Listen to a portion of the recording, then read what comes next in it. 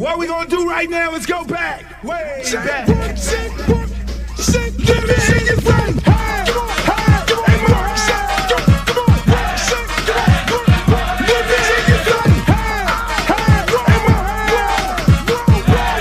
Hey, big girls like do the round, fat girls like do the round. Fat girls, let me see you grind. Fat girls just doing their own thing right there with the fat thing. Fat girls just shaking them thighs. Fat girls don't make it count. Excuse me. Baby. What's up? I thought you was gonna start hanging out with the big girls again. What is all this trash? Fat girl, hit the ground, hit it up, and you hear that sound. Fat girl just looking so sweet. Fat girl don't make it deep. Fat girl just shake it, don't break. Big girl, let me see you do a spin. Let go, let me see you touch the ground. Shake it up, shake it up, back down. Drop me in the house, right now, right now. Work it, work it, work it, work it, big girl, big girl, big girl, big girl, big girl, big girl, big girl, big girl, big girl, big girls like you around. Fat girl keep going, don't quit. Fat girl just move the damn hip. Fat girl get down, don't stop. Fat girl wanna see the pop. Shake it, fat girl, shake it fast. Fat girl, nigga wanna see that. Fat girl bounce like a pro. Fat girl don't know what you know. Fat girl shake till you rip through what? On the wet wet, hard part through. Lips and outs, y'all know the game. Fat girl don't have no shame. Shake that back, back to the beat. Fat girl shake it, jiggle like me. St. Louis, back to the top. Like I like to do the ride. Work it, work it, work it, big girl, big girl, big girl, big girl, big girl, big girl, big girl, big girl, big girl, big girl, big girls like do the dance. Hey, hey, more hey. Let me hear you say, hey, hey, more hey. Big girls like do the dance. Shake, work, work, shake, work, shake, work, shake, work, shake, shake, work, shake, shake, work, shake, work, shake, work, shake. To the ground, to the ground, to the ground, to the ground. I'm sick of this. Now I want to show y'all a real show with the big girls. Oh, fat girl, part 3. Can't hang with 100% beat. Fat girl know the happen, no quit. Fat girl run like you own it. Put your hands on your hips and grip it. Not new, I'm gonna look like it off the that. Fat girl bring the crew to top the climb. If not, I'ma pull the business down. Fat girl bounce hot, stop tripping. If you do, get chicken and hot bitch. With a lot right, come to the night speed. I really shit, get the dead in the world team. But fat girl show the boy a shot. Let me see if it's fat or not. Don't put fat girl, y'all like it down. Let you out, let me see y'all do the rap.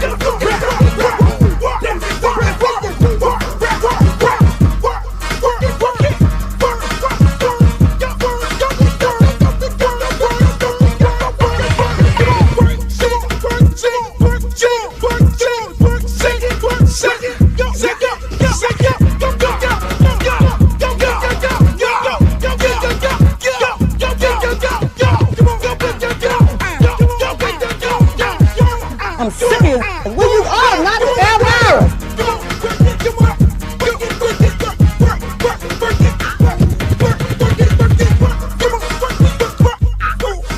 Oh, not the Britney Spears. Hey, how you doing?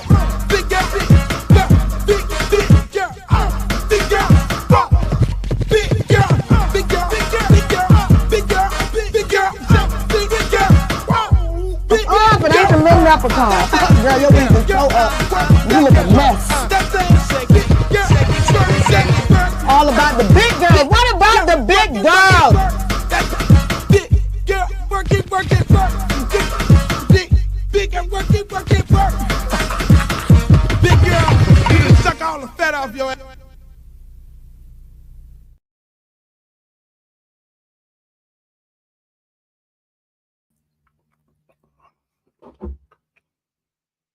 I'm just saying, y'all on here interrupted me eating key lime pie.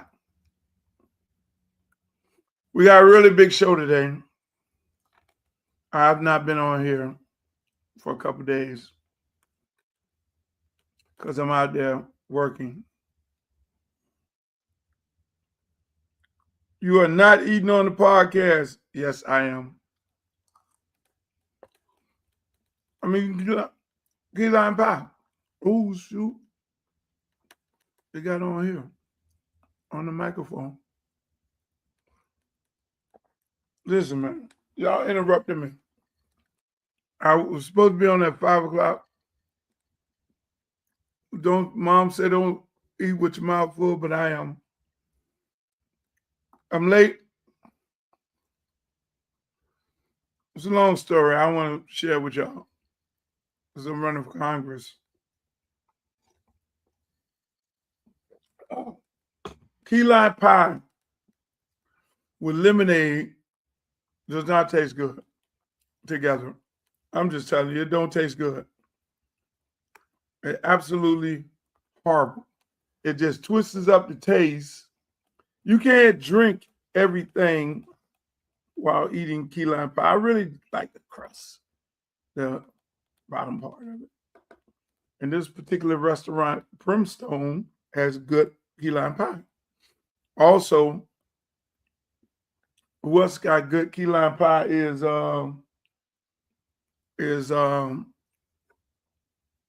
Joe Stonecraft.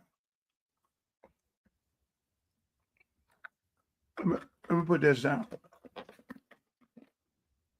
Because I got a really big show today.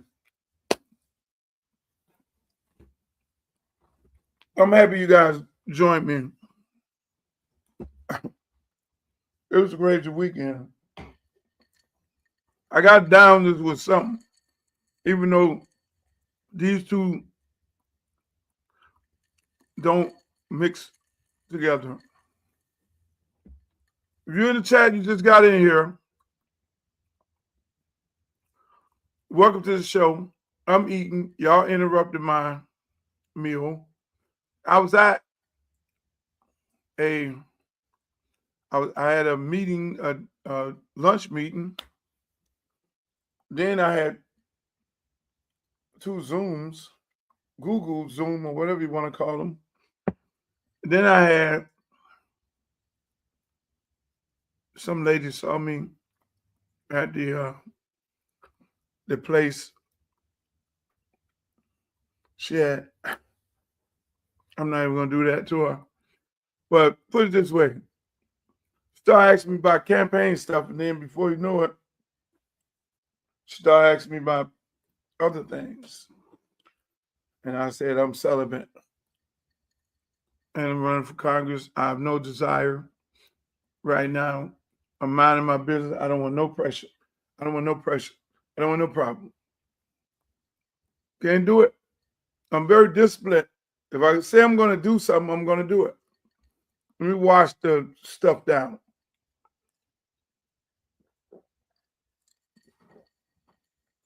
Okay. Here we go. Now, are you guys ready? Should I put my bifocals on so I can see you all? I didn't get a chance to get myself together. Let me brush my hair, even though I got a hat on.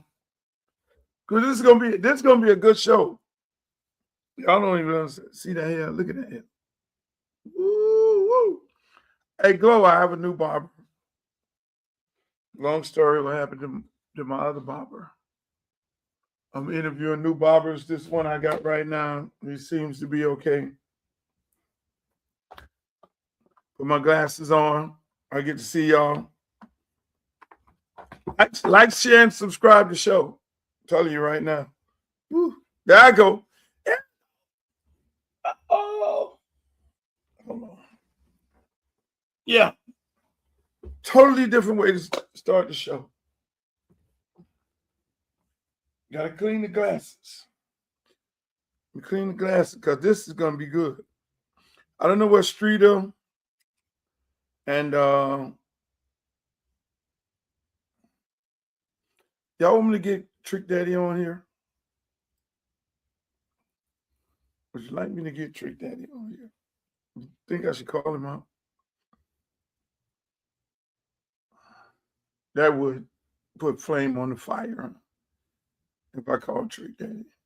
Trick Daddy, come on the show. I need you on here to explain what happened.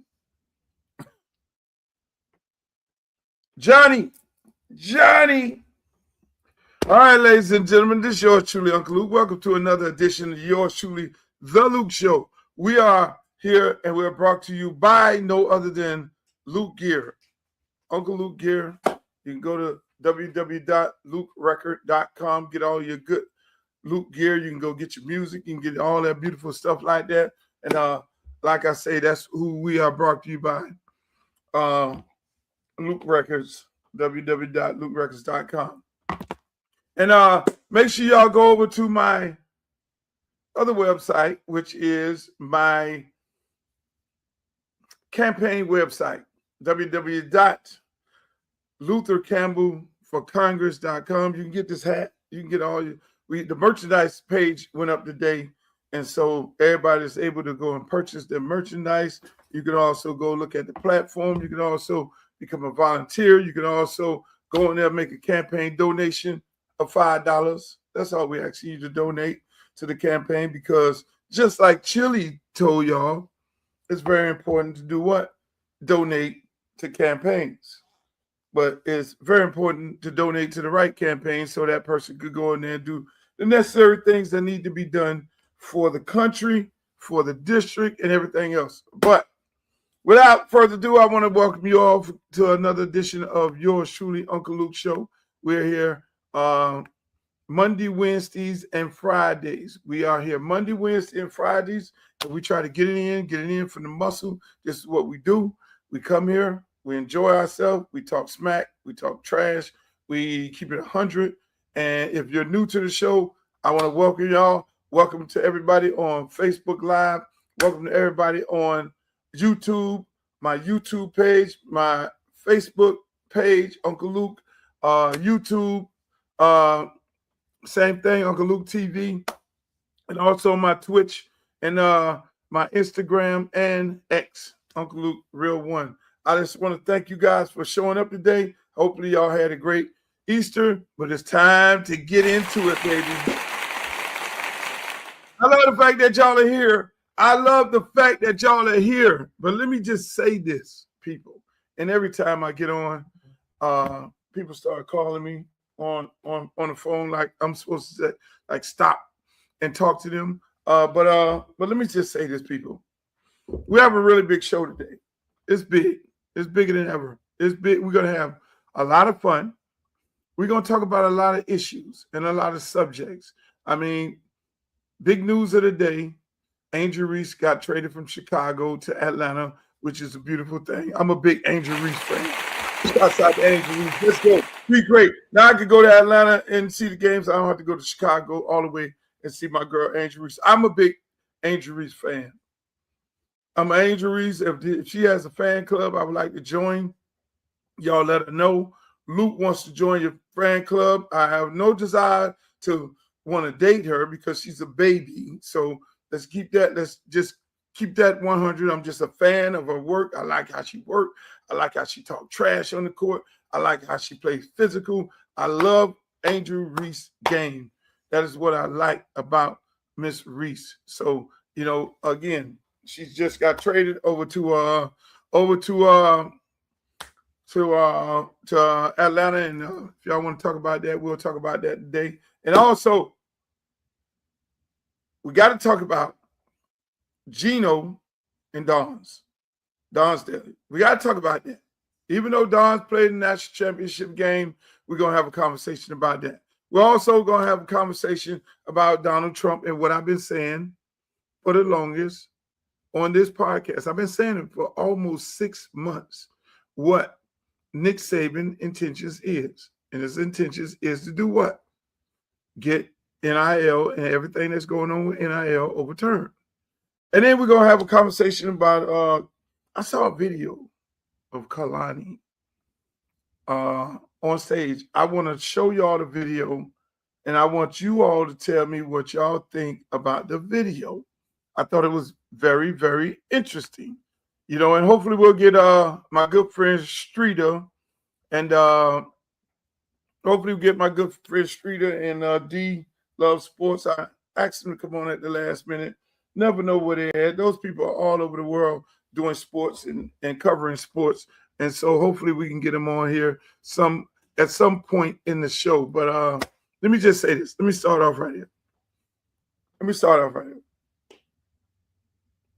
I had the pleasure of going to the AKA event, performing. So I performed at AKA event on Saturday. And obviously on Friday, Trick Daddy performed. So it was Southeast region of the AKs, and they wanted to feature Florida music. So they booked a bunch of Florida artists.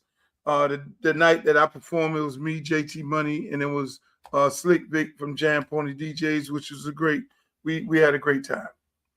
So obviously when I come show up, and I came into the venue to get ready to do sound check, and I normally don't do sound check, but I did it that day because I know there were going to be conversations that need to be had that my road manager could not have with the people involved because of what had happened the previous night. Now Trick Dad that's like my son. That's like a nephew of mine. I love him to death. That's my boy. He lives right around the corner from me. We live around the corner from each other. That never would to say anything bad about Trick Daddy. I know his heart. And I'm not making any excuses. I don't know what the situation was, but I know his heart. He loves people. Trick talks a lot of shit. No doubt about it. But I know his heart with these kids.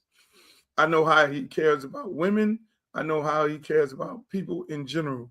He does a show, and what he does on his shows, it's very important that people research the show before, it's like all artists. I mean, if you want Garth Brooks, then, don't book Garth Brooks for a hip hop show. It's, can we make adjustments? Yes, we can. But again, I mean, I don't want to get too deep into that part of it. I just hope Trick and the organizers of the AKA event can come together, have a conversation on a public forum. Matter of fact, you guys are welcome to come on here and we have a conversation and hopefully make men, just make it right. Because a prestigious organization like the AKAs and a young man like him who employs so many people, it's no, I'm all about peace. It ain't no time for the BS, for going back and forth, this and that and all that there. I just think there needs to be a conversation that needs to be had with my man Trick Daddy Dollars and the good ladies at AKA. And like I say, this platform is theirs. I can mediate it and everything, but for the most part about it, I mean, my show was the next night.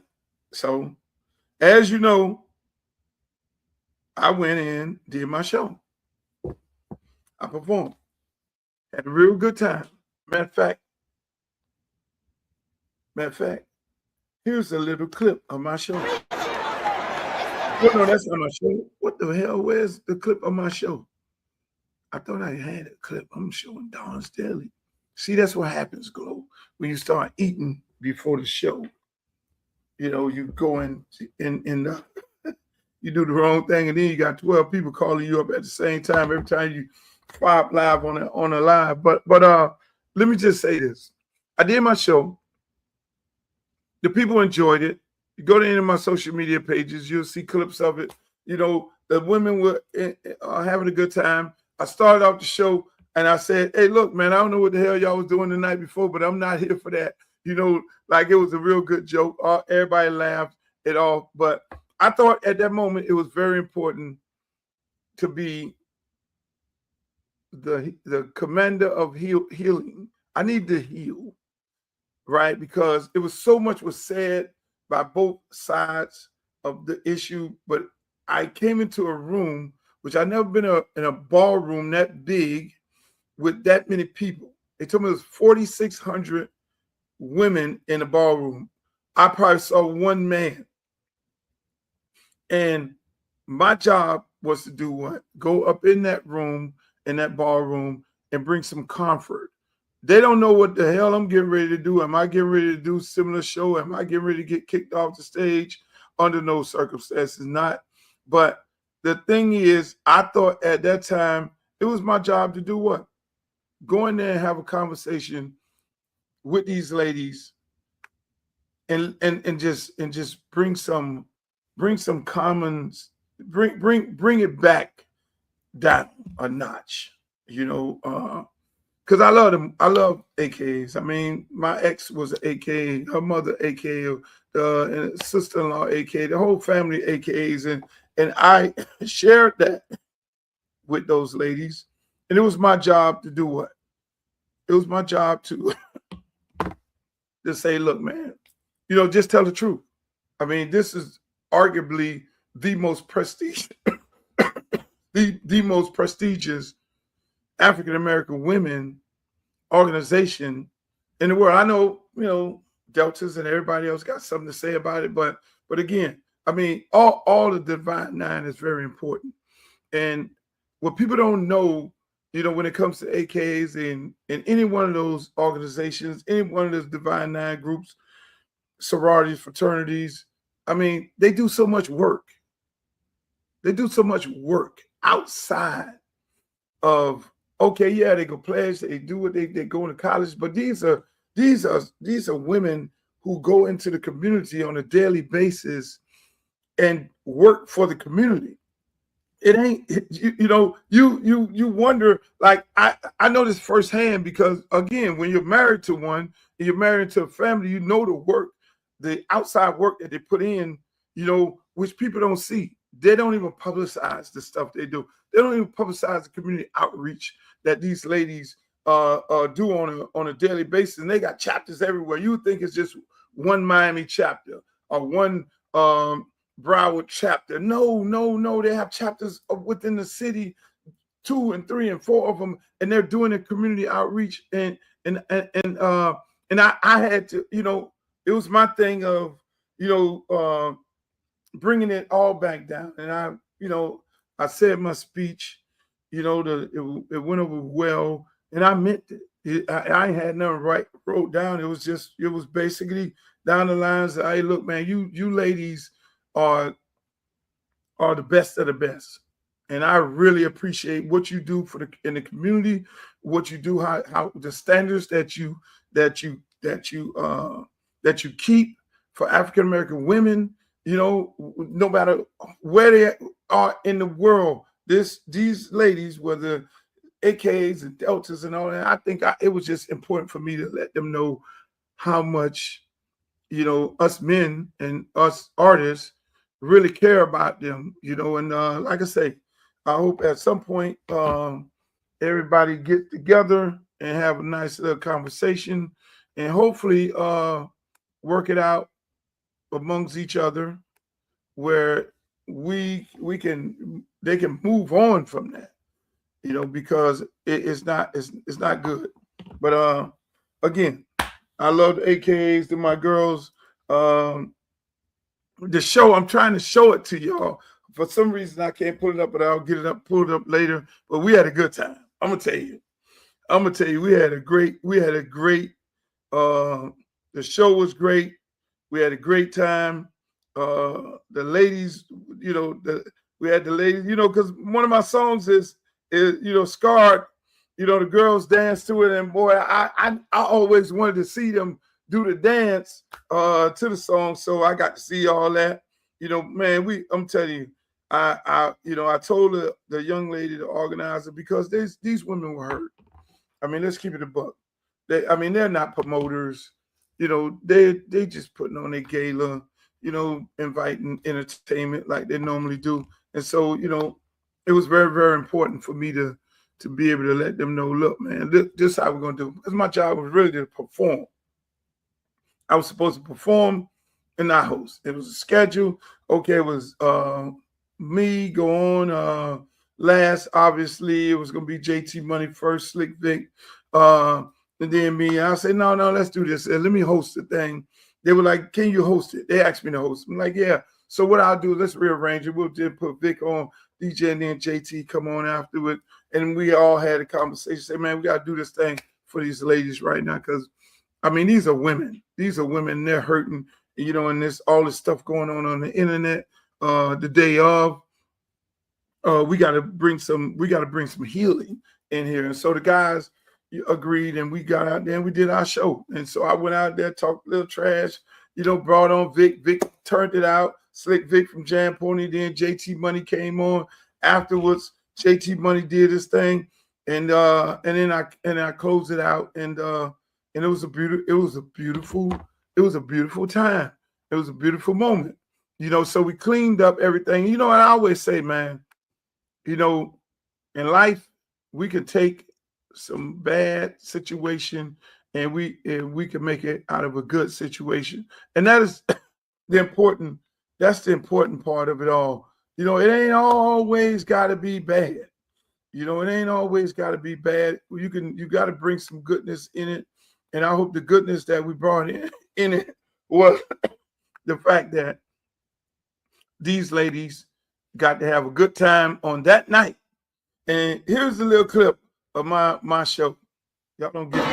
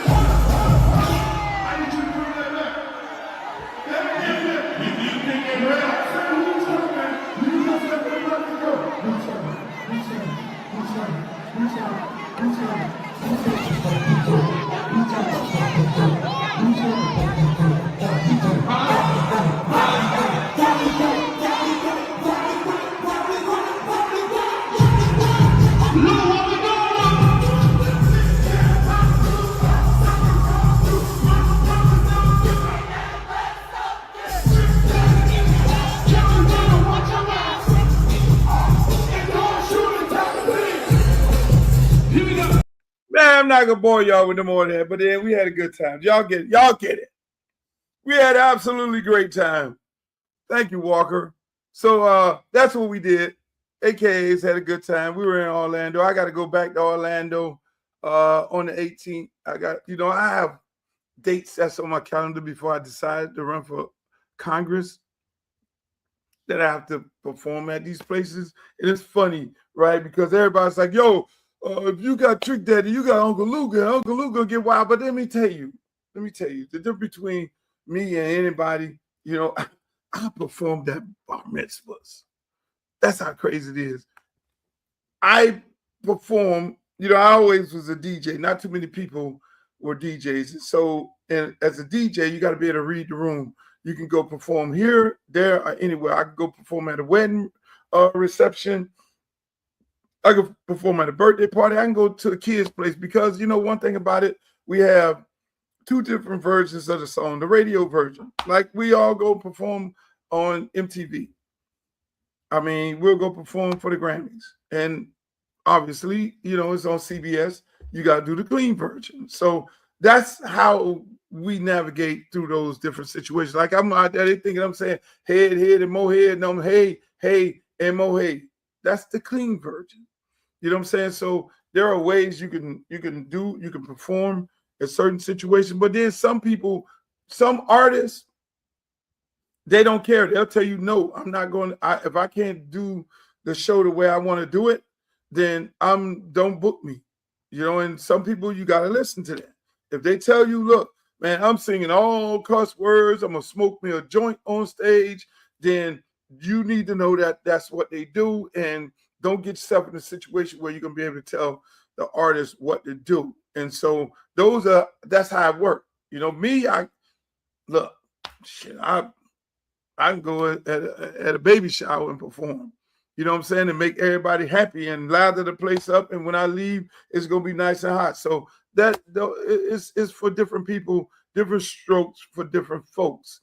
And people are able to do those things. But speaking of performing, right? I'm gonna let y'all look at this right here. And y'all tell me whether this is acceptable in a performance.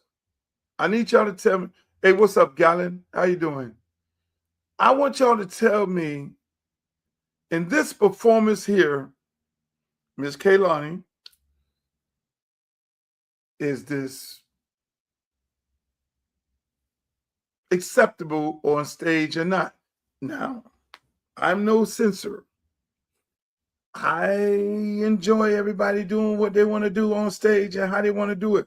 But I just want to, I just think it's funny, right? Back in my old days when I used to perform and have all kind of wild stuff go on stage, they threw me in jail. They put me off the stage. They ran me out the building. They barred me. All the women groups came after me, called me everything but the child of God. And I always said, look, everybody can exercise their free speech. And these ladies, Miss Kalani, who video I'm finna show y'all, can exercise her free speech. But I want to know from you all what you think and the chat. I need to know what y'all think about this particular performance.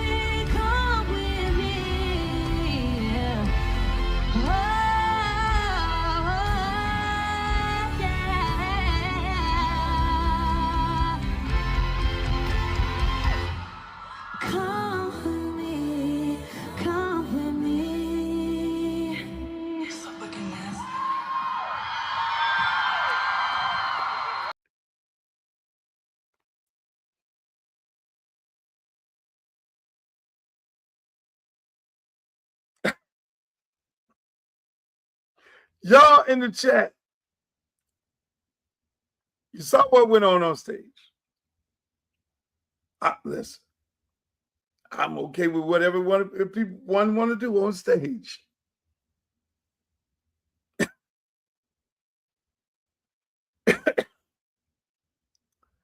Phyllis, I don't understand no for.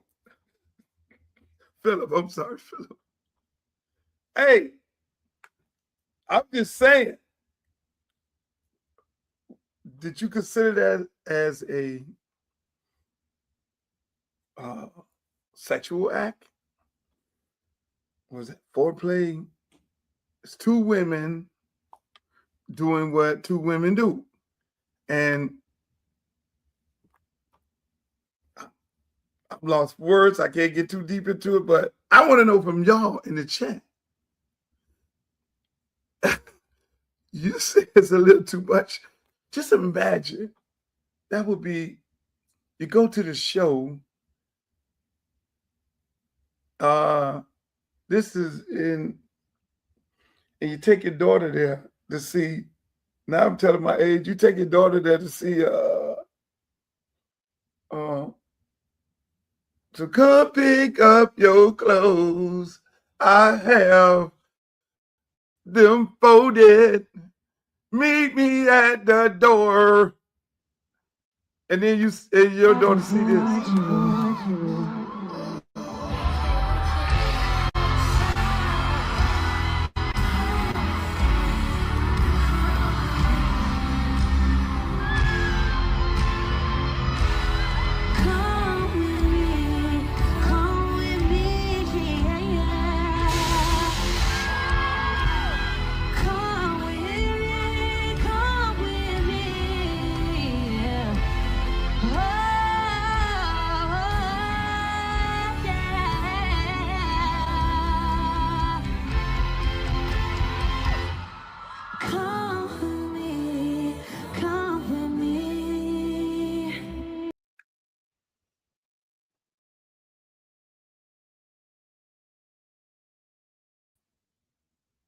That is Kelani.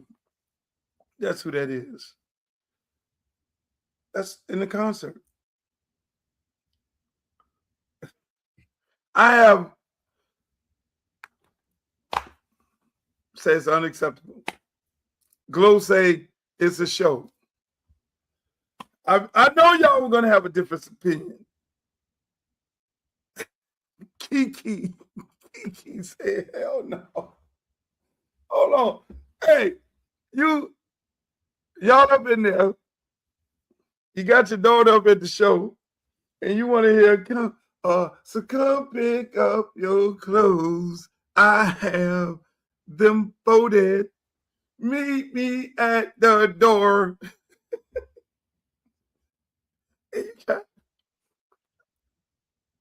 I'm just saying, I'm leaving that alone. That's exactly. Now, do they have some sort of, you got to be responsible because, like me, when I used to perform, I would have, disclaimers. Hey, look, if I'm doing a show, if I'm doing a concert, at the nightclub, then yeah, anything goes. That's grown people 21 and older. If I'm doing a concert at, like I say, since we're talking about shows, there's a time and a place for everything. Do you think that show would have went over, how that show would have went over at AKAs? That would not have went over well. I don't think. A lot of ladies dressed up. I don't think that would have went over. That would have been, oh man. Since we're talking about performers and the performances that they have, there's a time and place for everything. That's an over 25 concert. Yes, it has to be. It has to be. And you have to tell people that.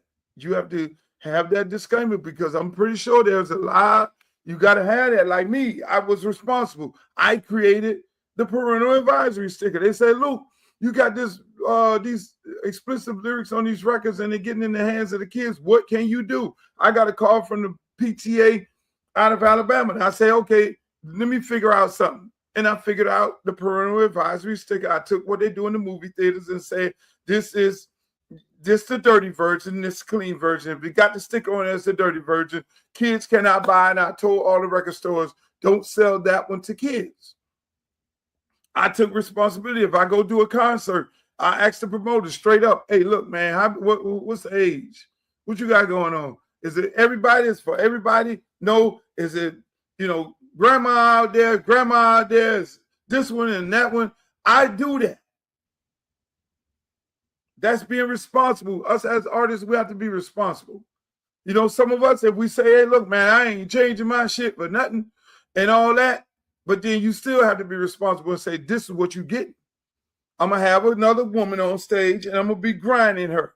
So 2 women grinding each other. So now you need to let the audience know that in order, so some man might want to take his daughter or some mother want to take her daughter to the show and she ain't trying to, you know what I mean? She ain't trying to see that.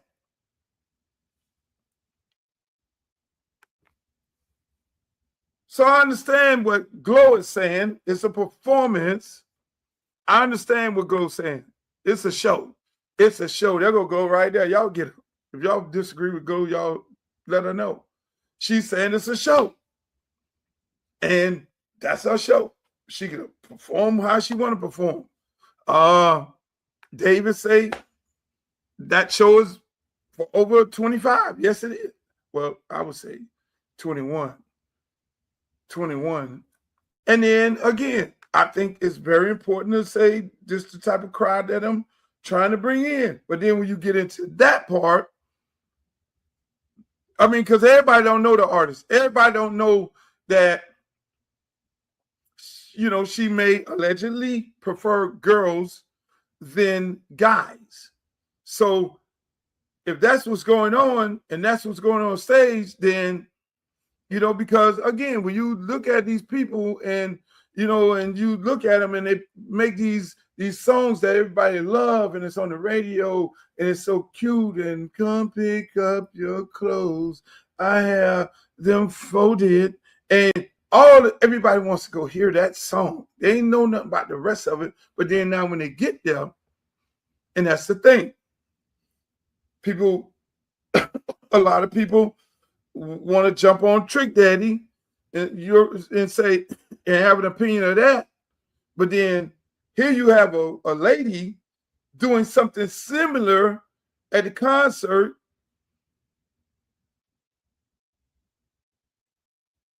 I'm just saying, I'm okay with people doing whatever they're going to do on stage. I'm not criticizing her all. So don't get it twisted. I love Kehlani. I love the songs. I love what she do. She has the right to do what the hell she want to do on stage.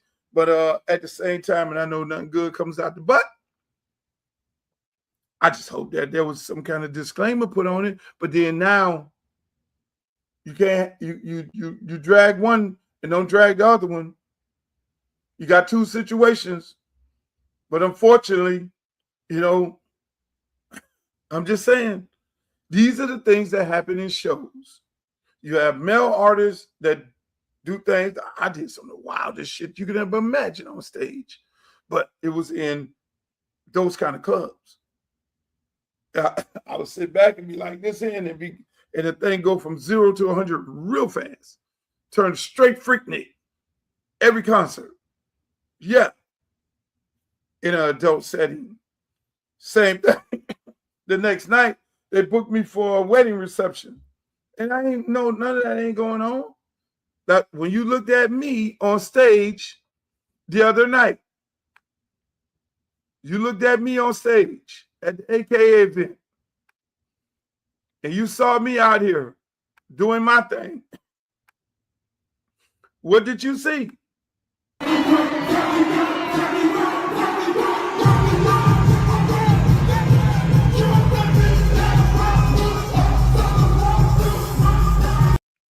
Okay, you see the crowd jumping. You see the crowd jumping. You saw no Luke dancers. You saw no Luke dancers. Not the type of place for that. It wasn't finna be no big booty girls out there. No. Because I understood where I was going. Now that's me. I'll change my show. I'll change my show based on the situation. Look, you got me going to the AKAs. Okay, well, shit, I ain't gonna bring no big booty girls out there with no, which I can't do anyway right now because I'm running for Congress. So my girls don't dress wild anyway. They dress professional, but I didn't even want to chance it.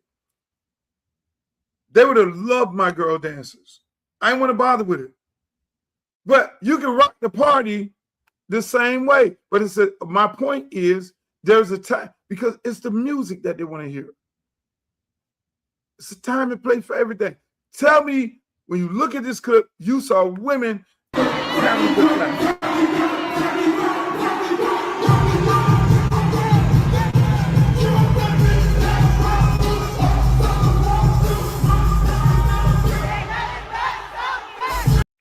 You see what I'm saying? See what I'm saying? I'm a performer. I'm no disrespect to no other performer. No girls. You ain't see not one dancer. Now, if I go anywhere else, Luke, where the girls at? I knew it was going to be 100% women. And some, I knew it was going to be some older women. And look, I can't be responsible for what one of the dancers may do or something that may happen or somebody be a little shot on. No.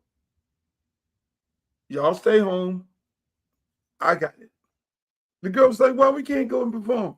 Y'all stay home. I got it. It's no disrespect to y'all. Y'all don't get down like that. But at the end of the day, there's time and place for everything. Goes right back to this. You think this could have happened at the AKA event? 2 women on stage?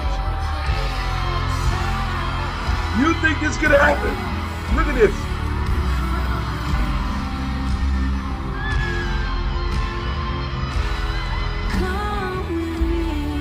Come with me. The lyrics are matching the action.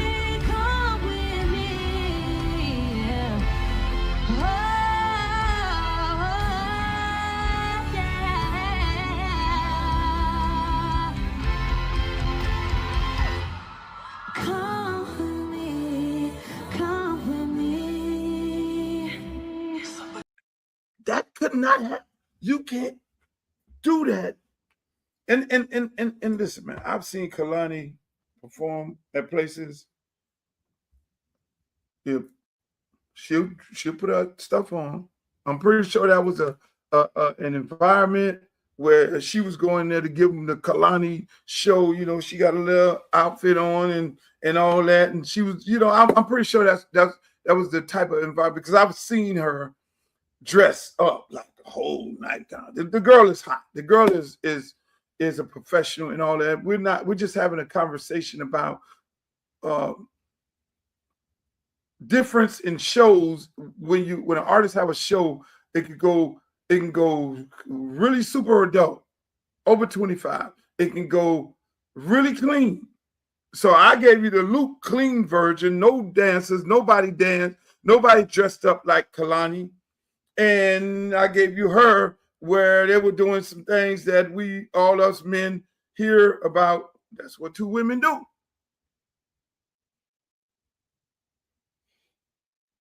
I'm just saying.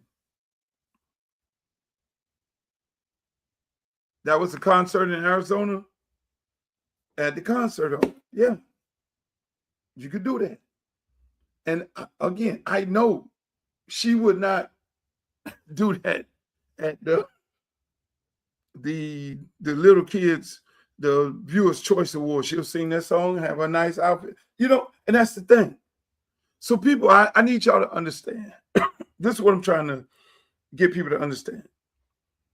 There are different artists are artists. Some artists are going to do what they're going to do. It's very important that promoters, it's very important that people have a conversation with people about what are you getting ready to do on stage? You know what I'm saying? What kind of show this is? And you tell the manager that, and the road manager then tell the artist, hey, look, man, they want super clean, man. They want all radio songs, all this. And the artist 9 times out of 10 go out there and do that. If there's a miscommunication, translation as to what you should be doing, then that's where the problem comes in at. There are some artists that say, I'm not doing anything clean. I'm going to sing my music. I'm going to drink my liquor on stage. I'm going to smoke me a joint, and that's what I'm going to do. There are artists that does that. But that's where you got to have a conversation about these things. That concert in Arizona, hey, if that's an arena, yes, that's acceptable in an arena these days, but it wasn't acceptable when I was in arenas. I actually got barred out of every arena in America because I would have a show similar to that where everybody with their clothes on and the girls dance, and they didn't want to see no girls dance. Hell, I went through Montgomery, Augusta, Georgia, and I got my bus got stopped because the girls had bikinis on the wrapped around the bus, and the police officer says, if I see one pubic hair, I'm taking everybody in the bus to jail. And those are the things that's happening. What you got to say now, Coach? But y'all had it in the chat. I'm glad y'all in the chat, because I wanted to show y'all the two different versions of it. This show right here. But the moral of the story is there's a time and place for everything. Time and place for everything. That's the moral of the story. That is the moral of the story. So speaking of, there's a time and place for everything. Y'all know Gino and Dawn. Dawn is my girl. I love her to death. South Carolina coach. I really think that the distraction of what Gino did distracted Dawn and her team. Even though Dawn got on the podium and say, I'm not going to let this distract me because we're so focused on UCLA. I'm not going to let this distract me. And Dawn would never use it as an excuse.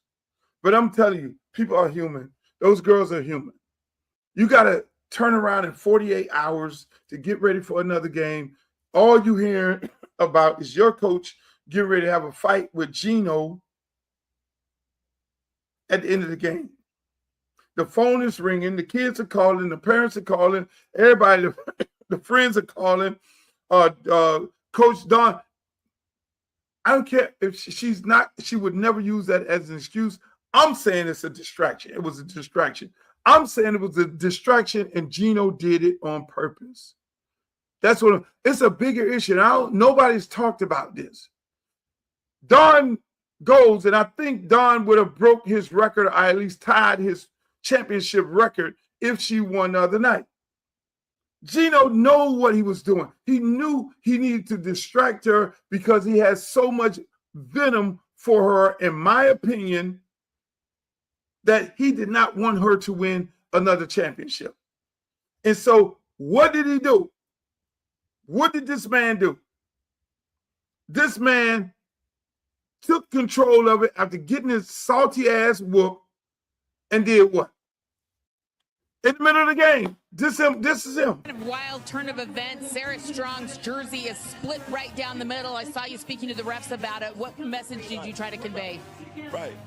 There were 6 fouls called that quarter, all of them against us. And they've been beating shit out of our guys down there the entire game. And I'm not making excuses because we haven't been able to make a shot. But this is ridiculous. Their coach rants and raves on the sideline and calls the referee some names you don't want to hear. And now we get 6-0, and I got a kid with a ripped jersey, and they go, I didn't see it. Come on, man. This is for the national championship. Let me put this in perspective. Number one, Holly put a battery. He was going to do what he was going to do anyway. Holly was dead wrong. Because all the replays show they did not rip her jersey. The girl ripped her own jersey. So the interviewer put a battery in his butt to add gas to the fire because that is what she wanted. She wanted him to react.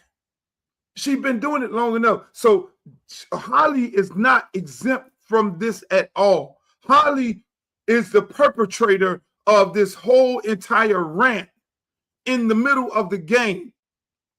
If I tell you in the middle of the game, hey man, they just did this to your player. So what do you think about everything else? That's a battery. She put a battery. Holly is not exempt from this. And most of these people on ESPN is not going to say nothing about her because they think God gives the women's basketball. She's dead ass wrong. And she owes Coach Dawn's an apology.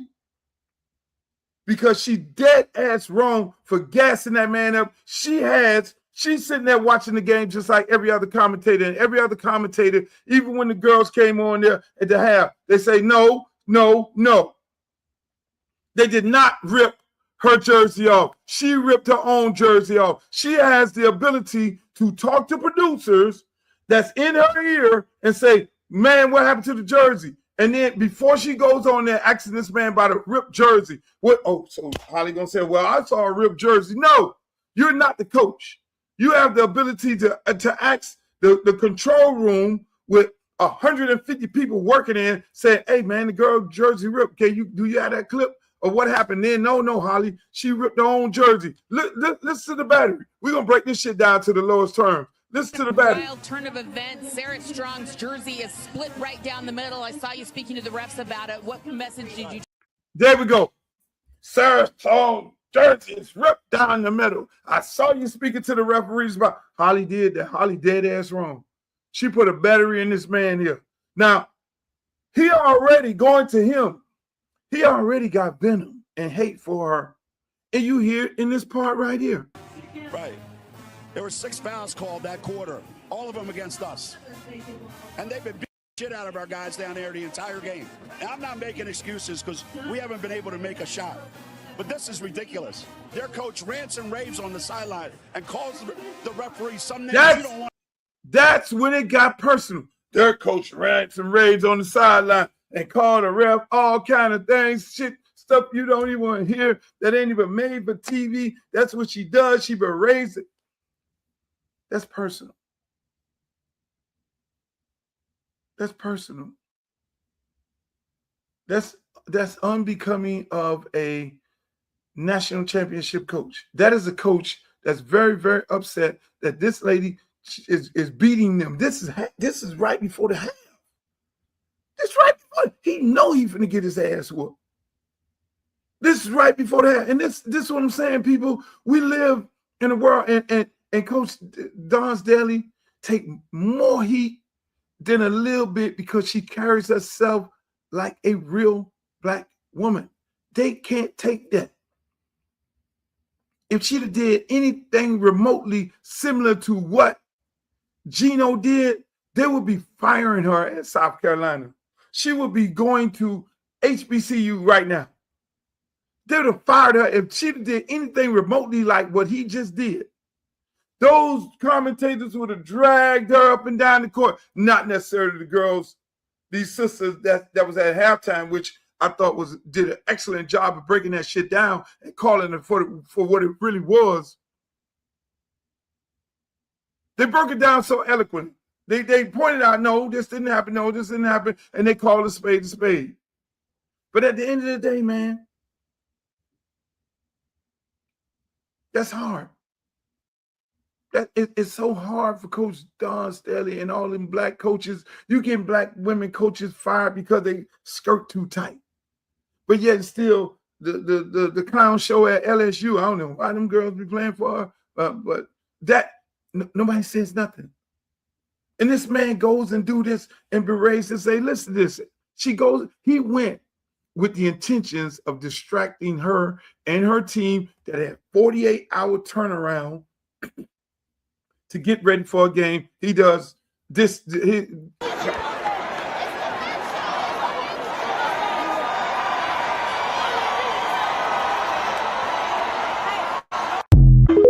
That's the moment.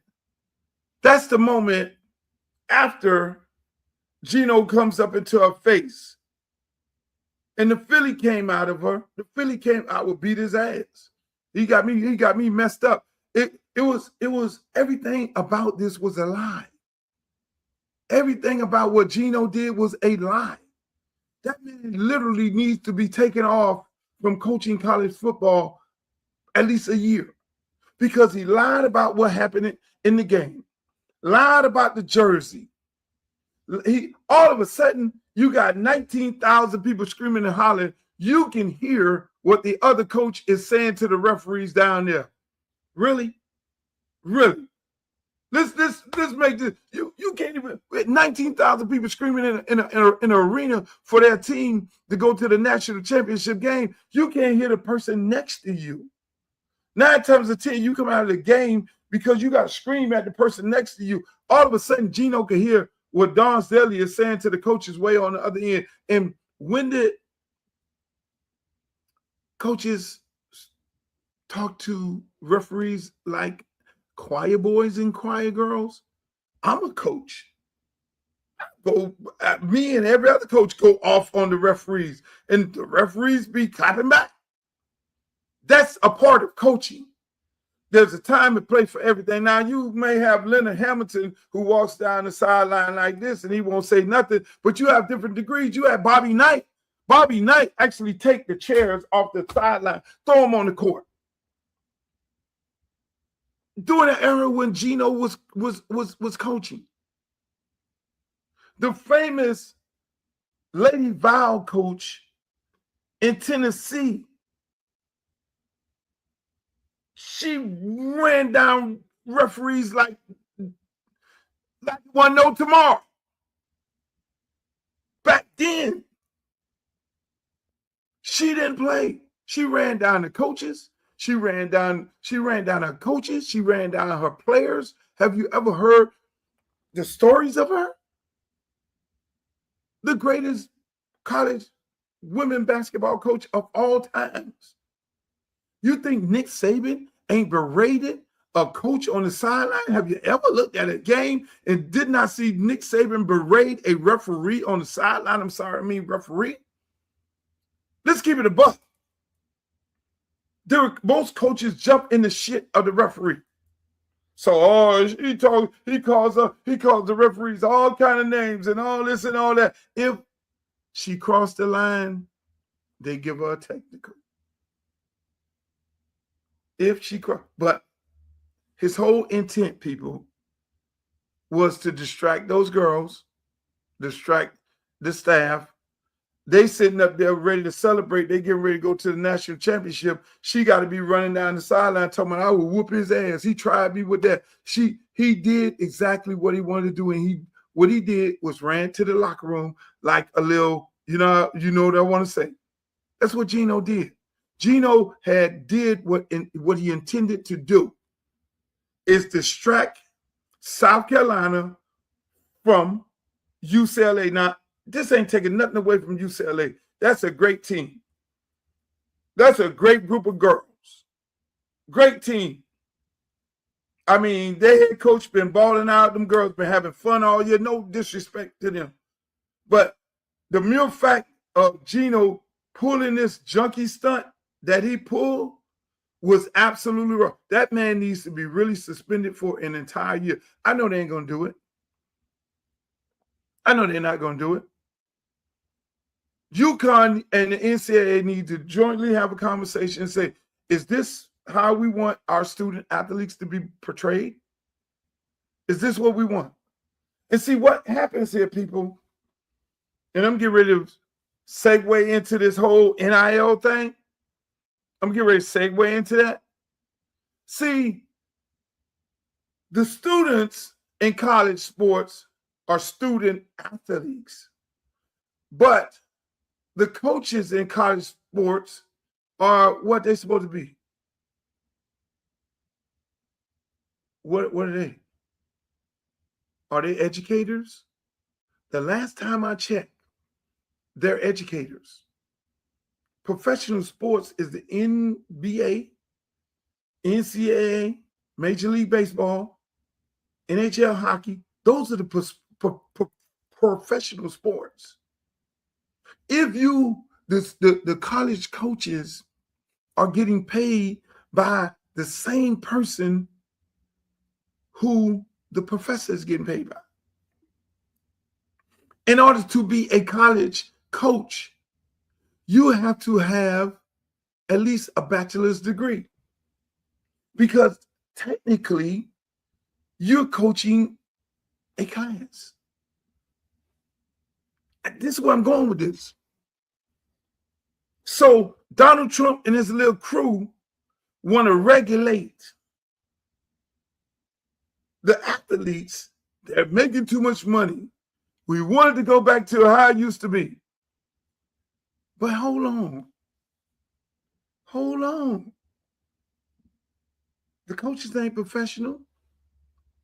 The coaches are technically considered as teachers, as professors. They check come from the same person the professor check comes from. Listen to this. Nassau Financial Solutions, Bahamas. No. I don't want that. Not that clip. Not that clip. What happened to the college clip? I'm lost today. So my point is this.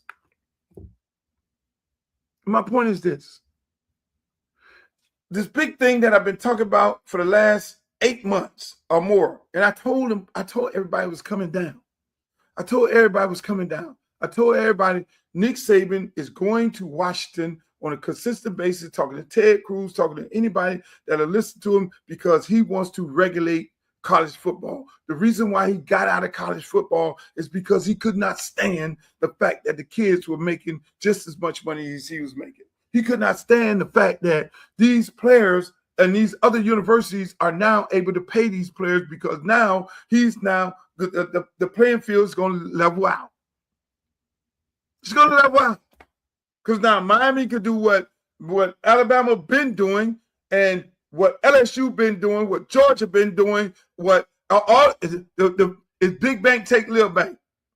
So he said, I don't want to be in football anymore, because I already see how this is going to go. He's a head coach. He can forecast it. He can look at it. Oh, I see how this is going to end up. People who got money now, the playing field is going to be level.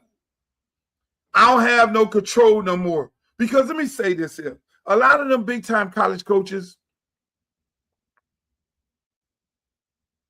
like the Nick Sabans of the world, allegedly can get on the phone and they can call the NCAA They could get on the phone and call the NCAA, and they were the one ratting on the other schools for doing what they were doing, for doing what they allegedly were doing. You think for 1 minute the bag ain't real?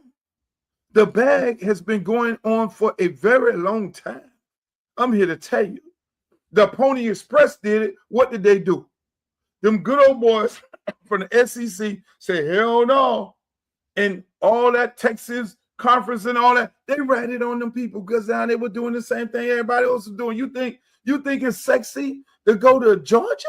The Athens? Only person was clean was Miami.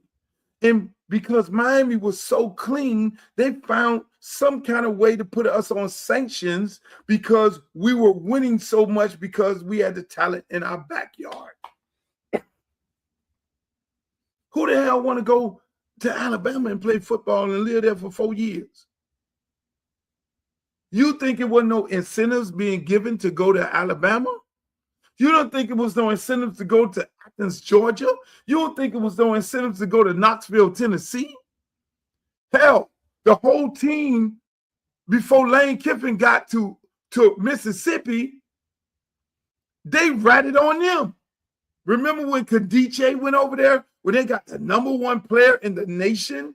That automatically, Ole Miss automatically got investigated. How dare Ole Miss to be able to get a player of this caliber? He's supposed to go to Notre Dame. He's supposed to go to Alabama. He's supposed to go to Georgia. He's supposed to go to LSU. Oh, hell no. They investigated and put the whole entire staff on sanctions.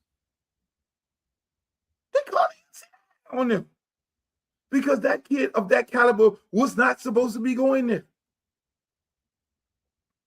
They call the NCAA on Deion Sanders when he was at Jackson State. How the hell Travis, the #1 player in the nation, goes to Jackson State? Are you serious? That's what we're dealing with. So now the playing field has leveled up. You think Calipari, you really think Calipari is so much of a special coach that he's getting all those top-of-the-line players every year without no shenanigans? Now everything that they were doing before, there it is. Didn't they have a big old scandal with AAU? People went to jail. You think they just started doing this? Come on, let me take my hat off. So these good old boys who are upset that the playing field is level, they're up. Let me tell you exactly who they're upset with. Let me tell you, it's not working out the way they wanted to work out. You know who they're really upset with? The University of Miami, Florida. That's who they're upset with. They upset with Mario Cristobal. They're upset with Jose Mas. They're upset with everybody. Let's look at it. And I'm not saying this because I'm a Miami fan. I'm not saying this because I'm a Miami fan. Let's take a step back. Let's take a step back. Miami was winning back in the days. Who did they investigate? How could they win? Somebody got to be paying these players off. It wasn't no coaching and all that there. Mind you, we didn't have any blue chip players way back then. Howard Stellenberger, Jimmy Johnson. How could they do? The fuckers investigated me. Luther Campbell is the one paying them off. He's the one bringing all these players here. He's allegedly paying them off. They sent the NCAA to my house because Miami was not supposed to be beating Notre Dame ass. Miami was not supposed to be beating Nebraska ass. Miami was supposed to be the doormat that they were before yours truly was on the sideline. They was not supposed to be doing that. They had a problem with that. So they investigate the whole entire university. How can they go up in Texas and beat Texas? Really? Because they have a system, and their system is designed for certain teams to win. So then now fast forward to right now. They were moving, and you got to know the future. You got to know, and that's why I tell people. They always ask me, why are you running for Congress? Because what happens now, what bills are being passed and things that are being legislated, those are going to affect you in the next 10 years. Those things are good. So that's you think about now. No, whatever's happening right now, whatever political moves are being made right now, it's going to affect you in 10 years. So if your child is 12 years old, when they get 22, those are the things that they're going to have to live with that you did not address then. So what do we got? Where we at? Why I say it's a Miami thing. They were moving to a two-conference situation. They were moving to conference. Big Ten, SEC. They shut down the pack. They took all the best teams, so-called best teams at the time, and put them in those two conferences. They was getting ready to move to two conferences. I'll tell you that right now.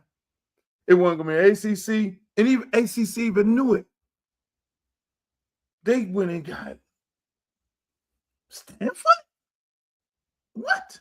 They went, ACC turned into Ivy League. That's how they was building it. They was going to build a league off Brainiacs because they had to throw in the towel.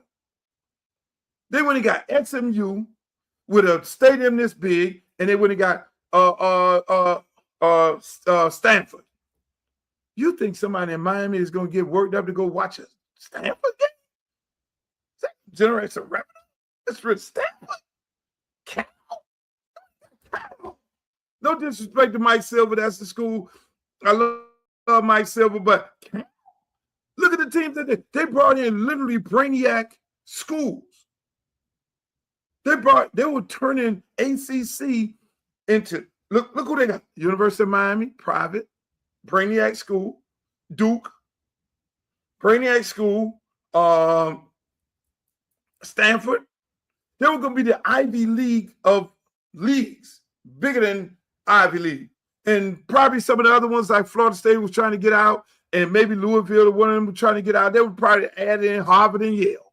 And that's what that league was going to be. That's what the ACC was going to be. So they already got the memo. This is a two-league deal right here. We're moving toward this right here. The NIL is going to allow us to pay these players. They didn't even expect the NIL situation until those guys went in and sued. They were still going to be taking them kids and taking their money. Nick Saban did not coach in the NIL era. So the era he coached in, none of them kids got paid a dime. The era Nick Saban coached in, he cut players. So players had a large part of those players did not even finish college. So for him to be sitting up there like he caping, oh, I do this for players, and I tell all my players, I teach this, no. In my opinion, you're a liar. Absolute liar. Donald Trump has no idea what the fuck he's doing. Absolutely no idea. So when people go to talk about Luke, Congress, perfect. Why are you running for Congress? Because of shit like this. Because in the next session, they're going to be trying to pass a bill on NIL. You need to send me there. You need to send me there. And who's running for Congress? So in 2027, after 2026 is over, November election is over, yours truly get voted in. He's going to go do the things for his district, but the first thing I'm going to be up in there talking to Hakeem Jeffrey. Hey, Hakeem Jeffrey, do not have no committee without me on it. I will be drafting up a bill. I'll be the guy drafting up a bill. And taking it around every congressman. Hey, look here, man, I need you to sign on this right here. Sign on this. We need to bring this to the House and get a vote. Because ain't nobody representing the kids. How Donald Trump can have a whole committee with Ron DeSantis and all these people up there and all these coaches and all these black faces, but they're really white. Condoleezza Rice, all these people sitting up in it. Where's the representative of the players? They did not have one. And I told y'all this. I sat here on this podcast consistently. If you go back and look at the archives, I talked about this every time, told you this was coming down. Y'all sleeping at the wheel. The kids sleeping at the wheel. The parents are sleeping at the wheel. Everybody's sleeping at the wheel. Y'all don't wake up. Y'all don't wake up in America until some shit hit you in the face. Well, you need to be proactive. You need to be proactive. Because this is what's happening. These people ain't even thinking about you. Trump ain't thinking about you. Ron DeSantis ain't thinking about you. This man just created a bullshit executive order. The conference, the NCAA, but it's going to get batted down because there's going to be some kid that sues, and they're going to throw this shit in the garbage. But as it stands right now, what he wrote up was for the private institutions to continuously get richer. He actually wrote up a bill to hurt Alabama, to hurt Florida, to hurt all these public universities because he said, if y'all don't play ball the right way, I'm going to cut your federal funding. Who gets federal funding? The public schools are the ones who get the most federal funding. Meanwhile, he did cut the Department of Education. So how much money are they really getting? They ain't giving no money to the private schools. So you just made Miami stronger. So let me go back to the whole thing of me saying that it's really, they did not anticipate Miami. They didn't anticipate Mario to go over there and turn Miami around. They didn't anticipate Jose Mas and all the rest of the people, the community, to be putting money into Miami the way that they're putting Miami into it, into the equation to be able to be the number one leader of getting NIL. You ever hear them talk about Ohio State? Let's go back. NIL started. John Ruiz. You get a check. You get a check. You get a check. Miami getting all these players. Get the jet running. We're going to bring the jet down there. They're already scared of Miami because Miami has the rich talent surrounding it. You can you can go to 7-Eleven and get a top-of-the-line receiver. You go to 7-Eleven, get you a D lineman or whatever it is. They know we got the pick of the litter because that's why all the colleges come down here to get players to make a difference on a team from South Florida. But the University of Miami, they did not expect Mario to come down here and get the support on this level that he has received to be able to do what? You get a check, you get a check, you get a check. I have the pick of the litter of the players, and now I get the pick of the litter of the top players in the nation because I got money like that. I got the money like that. So when y'all all thought Florida had all the money and Alabama had all the money, they got 100,000 people sitting in the stands, and LSU got all the money, and Texas got all the money, and Ohio State got all the money, they forgot about little Miami.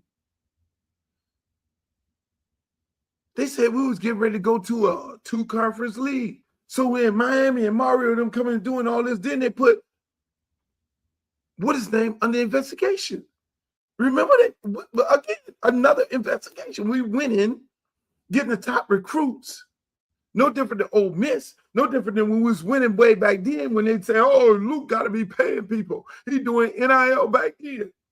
Something got to be wrong. How the hell are they beating all these teams? And how the hell are they winning all these national championships? It just don't supposed to happen at Miami. Because we know our blue bread schools are the ones who are supposed to be competing every year. Let's investigate their ass. They got to be doing something wrong. we started getting the top players. John Ruiz, they done roped him off, federal investigation, all kind of investigation, they NCAA investigation. The man wasn't doing nothing wrong. The man is a lawyer, big law firm. He looked at the paperwork. Okay, so we can pay these players. All right. What you need? You get a check. You get a check. You get a check. NIL this. NIL this. They did everything by the book. Nothing happened to John Ruiz. But because we were getting the top players and Miami was now back relevant, they all cried to the NCAA. You need to investigate him. You need to investigate them. That's what they did. And then what happened? I'm sitting up there one day. I said, hey, man, Mario, you need to meet Francis Suarez. And when he met Francis Suarez, I'm going to tell you what else happened. But all I know was money was coming from everywhere. The money started coming from everywhere. Luke, the guy who me and Mario love each other. Keep it a buck. Everybody, Luke and Mario, Luke don't like Miami. Mario is my brother. I love him and he loved me. That's why I say, Mario, go over there and talk to Francis. Francis is going to help you out. That was the mayor of Miami, Francis Suarez. He met Francis. He got on the phone. He called me and said, oh, wow, this guy is major. I know. I'm not going to send you to talk to some Rudy Poo because this needs to be a community effort. Mario don't have any money problems. SEC did not expect this.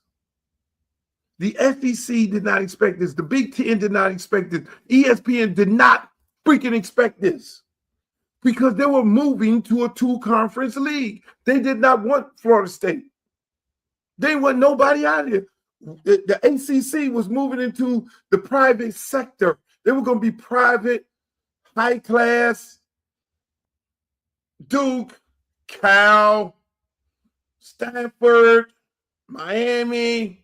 That's what that was going to be moved. Mario fucked up the whole program. Excuse my French. SEC ain't won a championship in 3 years. Hello? The team to beat, and they were okay with it, was Ohio State. Blue bread. You had 2 teams in the national championship this year that they had a problem with.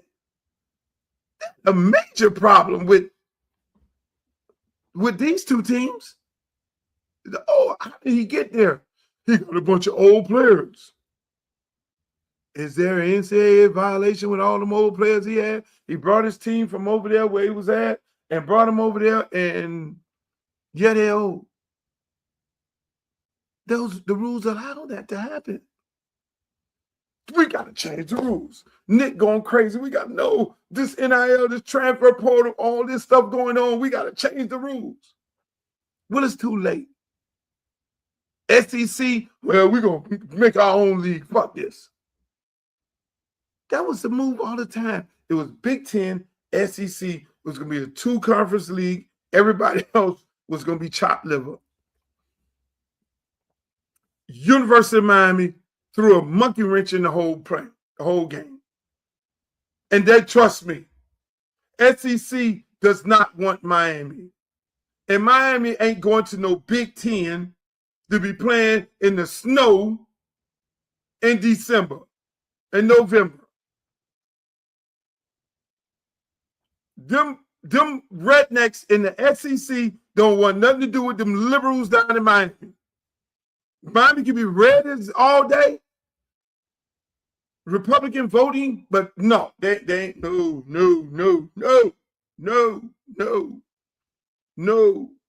The community is not what you got in Knoxville. Ain't no KKK running around here, allegedly. And that's what you have. So Mario and Miami put a monkey wrench in their whole game. So they're running up to Donald Trump. And he's so stupid, he don't know no better, in my opinion. He don't know no better. Ron DeSantis don't know no better. The fight is against Miami and Florida football. That's the problem. They have bigger plans. We wanted to go back to what it was before. Really? What it was before was certain schools were paying the players. Ask me how I know. I coached for 20 years. Certain schools were paying players to go to their school. That's how it was. And that's why certain coaches always won, because they had a bag to pay the best players. They've been doing it. Ain't just started yesterday. And other schools did not have a bag. And if another school was to get a top of the line player, then those schools who were paying those players and those players saying, we want more money because we're getting it from this other school, the school that they were supposed to go to called the NCAA on them. They investigated them and they got the school sanctioned and they got show cause. I can tell you, I know it. So now Nick and Dabo and all the rest of them and Calipari and all of them, because you're not in the championship, you want to change the rules. Donald Trump, they're using Donald Trump. He has no idea what he's doing. Ron DeSantis has no idea. Ron DeSantis, why would you be in a meeting like that? And you are the king of NIL. You're one of the first states to allow NIL, to pass NIL legislation. And then your dumb ass go up to Washington to cut the legs off the schools here? You don't even understand what the play is. The play is to go to a 2-conference deal.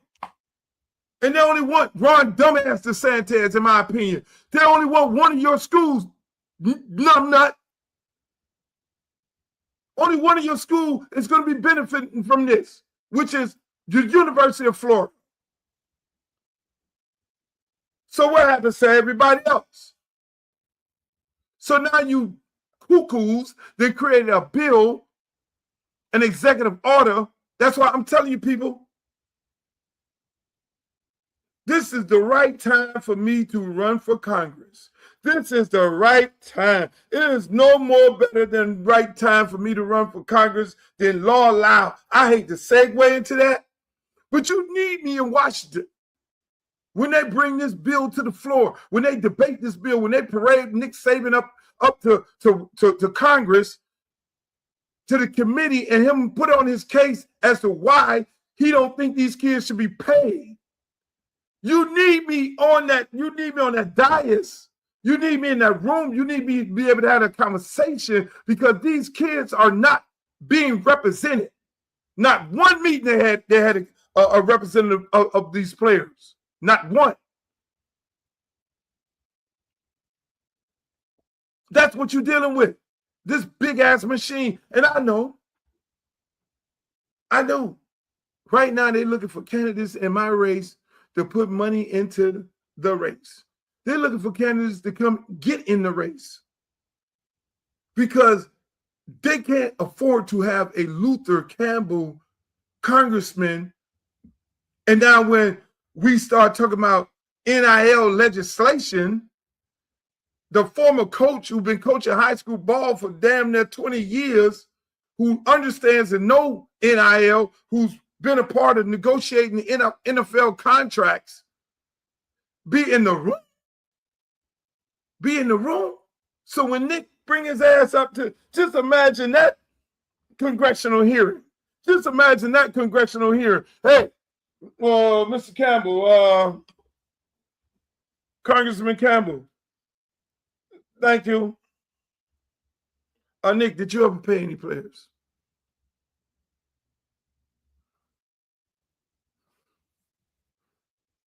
I'll wait. Hey, we got Dabo Sweeney there. Did you ever play any players? Did you pay any? Hey, Calipari, did you ever pay any players? So everybody just came there. Did you ever report any other school who got a top player? I'll wait. Oh, hell yeah. You sitting up here saying, will Luke not ask those questions? Oh, we're going to get to the nitty-gritty of it all. We're going to get to the nitty-gritty of it all because I know what it is. They don't want to see me in no congressional hearing on NIL. They don't want to parade no Ron DeSantis up there. They don't want to parade nobody from White House staff up in there to talk to me about NIL. No, I will be in there representing these kids because these kids deserve to get paid. So people, y'all don't think. So when I'm sitting on here, they're dumping hundreds of thousands of dollars into people in my race. Tons of money. You better go find my website that's down to the bottom, LutherCampbellForCongress.com. Y'all better go, all y'all getting that NIL money, you better go put some money into this campaign for your representative because you're gonna get ate alive. You're going to get ate alive.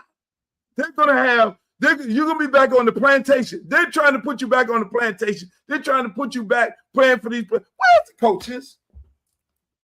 So who doing all the paying? It's the coaches paying. Why all of a sudden? Hey, if one school don't pay, then the market is not ran up. Hello? But let's talk about the coaches. Where's the regulation of the coaches? Anybody had a meeting about that? About them getting $160 million, $10 million a year? That's the whole argument from the beginning. How the coaches gonna get all this money and the players can't get no money, and they got all these big ass TV contracts, all these marketing contracts. Let's keep it above. You got coaches actually leaving their team when they're in the fucking playoffs, excuse my French, to go to another school.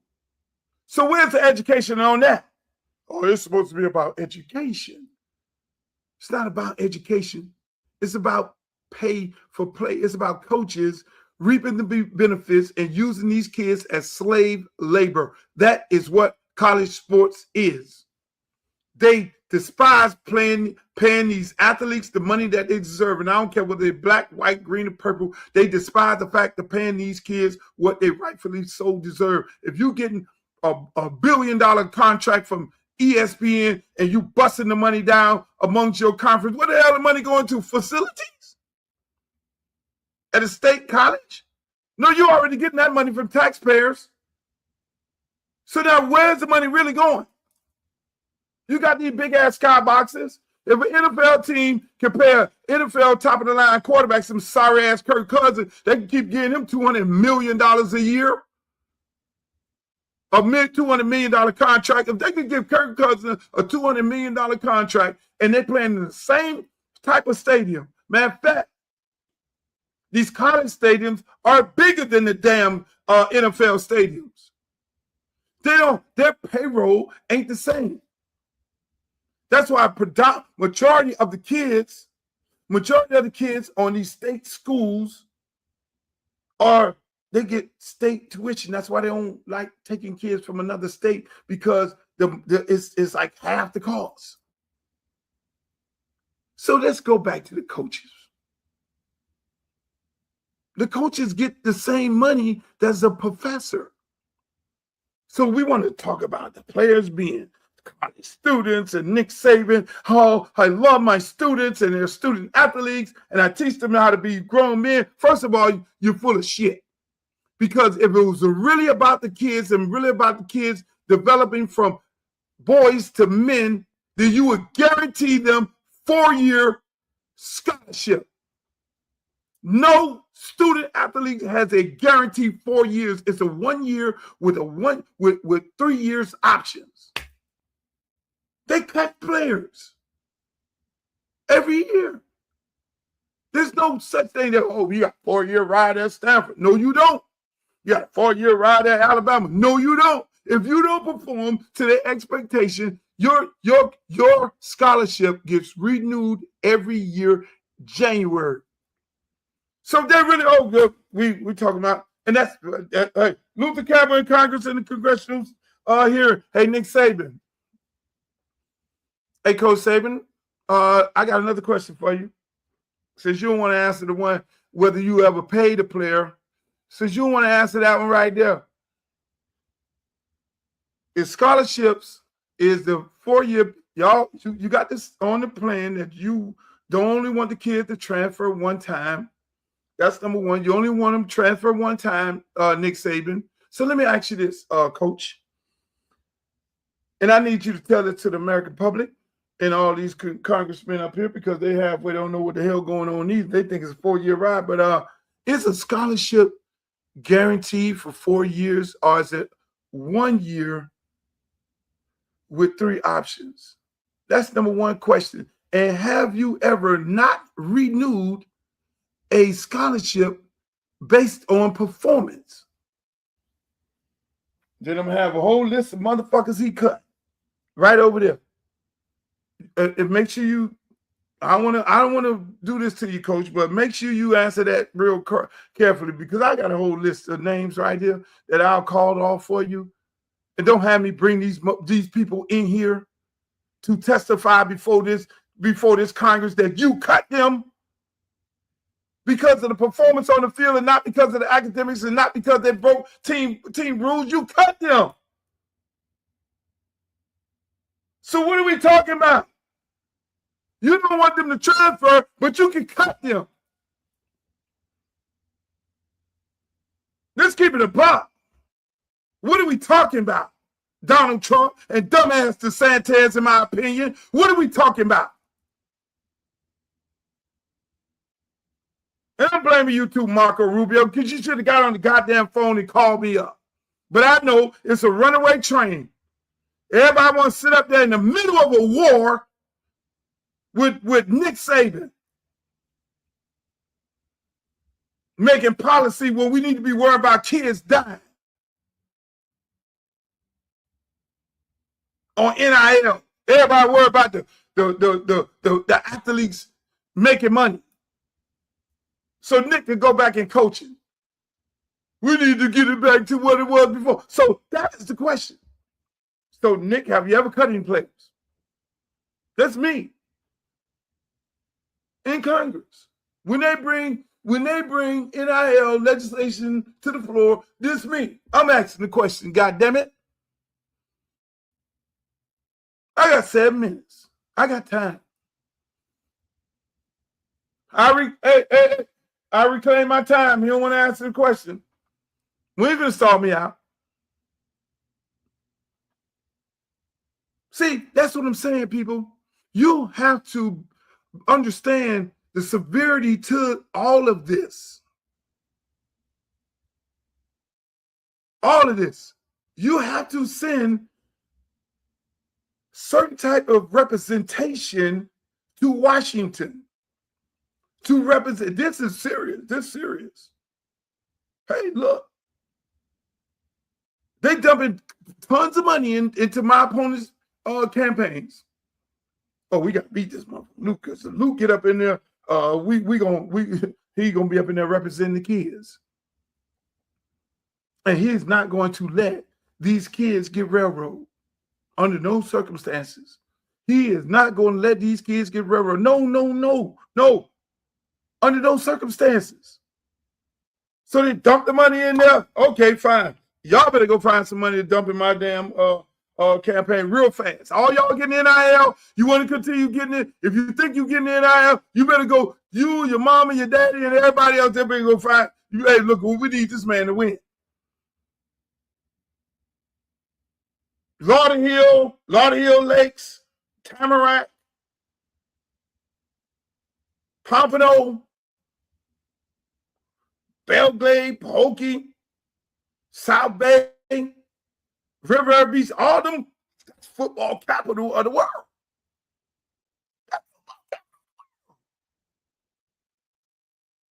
That's football capital of the world.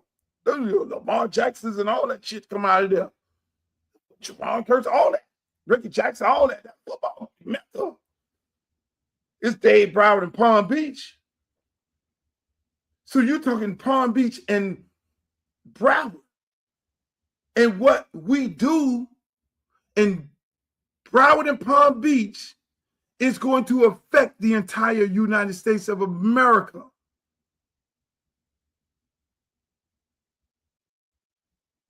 You send the right guy there. Don't send me there. You know what I'm going to do? I'm going to go to Colombia for the rest of my life. And I'm going to say, I tried. I'm going to say, I tried. But everybody wants to sleep at the wheel. They want to take it for a joke. They want to think it's a game. They want to think it's a game. They want to think that these people playing checkers when they really playing chess. They want a two-conference situation. University of Miami put a monkey wrench in the whole plan. Mario Cristobal. They did not expect him to be winning like this. They did not expect this old man to bring this old-ass team. He ain't never going to make it to the championship no more. You can forget about him. There's levels to it. There's levels even in the SEC. You think they were happy that Lane Kiffin was taking his team to the playoff? Ole Miss? What did they do? Big bank take little bank. They took Lane ass and the same SEC and took him straight over to LSU. LSU, because it's like, no, y'all don't supposed to be going to the playoff, and LSU don't. LSU is considered a blue blood. You think they want Miami to hold it? You think they really want the ACC to be relevant, to be sitting in a national championship game? Oh, no. No. If Dabo Swinney wouldn't have went cuckoo, in my opinion, and still would have been relevant, they were going to take Dabo Swinney and put his ass in the SEC because he fit right down with that program. He on that. He's that type of coach in that type of neighborhood and all that. They'd fit perfect over there. Red country, they'd fit perfect in the SEC. Love it. They're not in no liberal town. Fit perfect. But what did happen is now the SEC chairman, oh, we gonna start our own league. F that. We ain't gonna play nobody. F that. Oh, we ain't gonna do this. F that. Hey, Big Ten. Now they can't do what they expected to do. They can't do what they would set out to do because their teams are irrelevant. The Georgia, irrelevant. Bama, super irrelevant. LSU, irrelevant. Their top team is Ole Miss. You just had the old man beat another blue bread. We just beat, no, not the old man, but we just beat Ohio State, who've been allegedly paying a lot of people for a lot of different years. Who the hell want to go to Columbus? I love Columbus. Ooh, some beautiful people in Columbus. That's what you have, people. That is what you have. Unfortunately, you have a situation where it's not about football.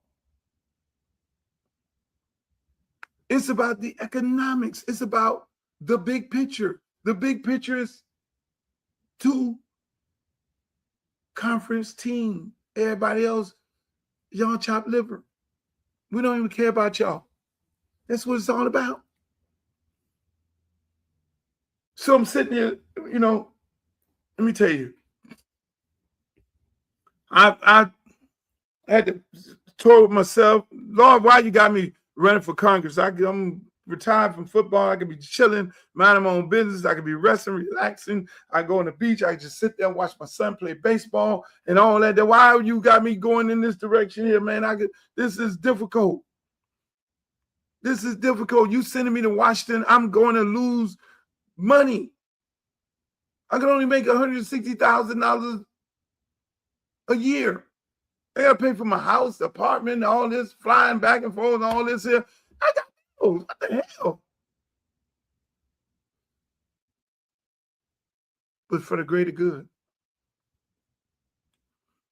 For the greater good. Just go up there, fight for every kid in the United States of America, including my district, to enlighten. Ain't not too many of them congressmen. They got to get briefed on what NIL is. They got to get briefed on the fact that the things that was going on before NIL. They have no idea what college football was before NIL.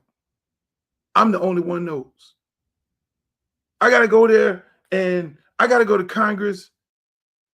I have a city in Riviera Beach that got water problems, homeless problems.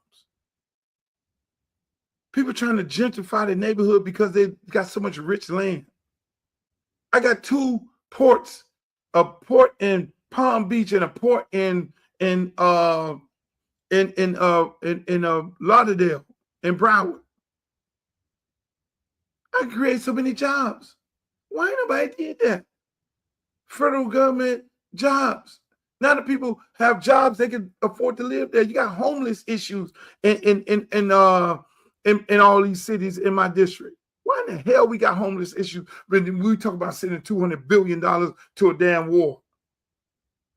We got homeless issues all over the damn district. So they asked me, why are you running? You got temporary status. You got migrant workers that are Haitians and black and all. You got Bahamians, you got Jamaicans, you got Haitians. Large part of my district is on temporary status. Trump named the Haitians. He wants Haitians. Haitians, Somalians, and Venezuelans. They ain't fucking with no Venezuelans. Because Carlos Jimenez is going to lose his race to a Venezuelan congressman in this election. Venezuelans is not going to be voting for Cubans in Miami. I'm just keeping it a buck. Them people over in Durrell, they ain't finna have that shit. They're sending, the Venezuelans are going to dump the Republican Cuban guys who did not stand up for Trump on their behalf. I'm just keeping it about, don't shoot the messenger. So Venezuelans in Durrell is going to elect them a congressman or woman to sit in that seat to defend and to stand on that wall for their people. Need to be doing the same thing in Lauderdale, Broward, and Palm Beach. That's my district, Broward and Palm Beach. Most people think I'm running in Miami. No. I've been living in Broward County for 15 years. That's where I live in. Broward, Palm Beach. My kid plays travel baseball in Tamarack for the last 5 years. And before that, out in Coral Springs. This is a very serious election. You got people in the Democratic Party right now don't want me to be elected. They're looking for people to get in the race. In the Democratic Party, why is that?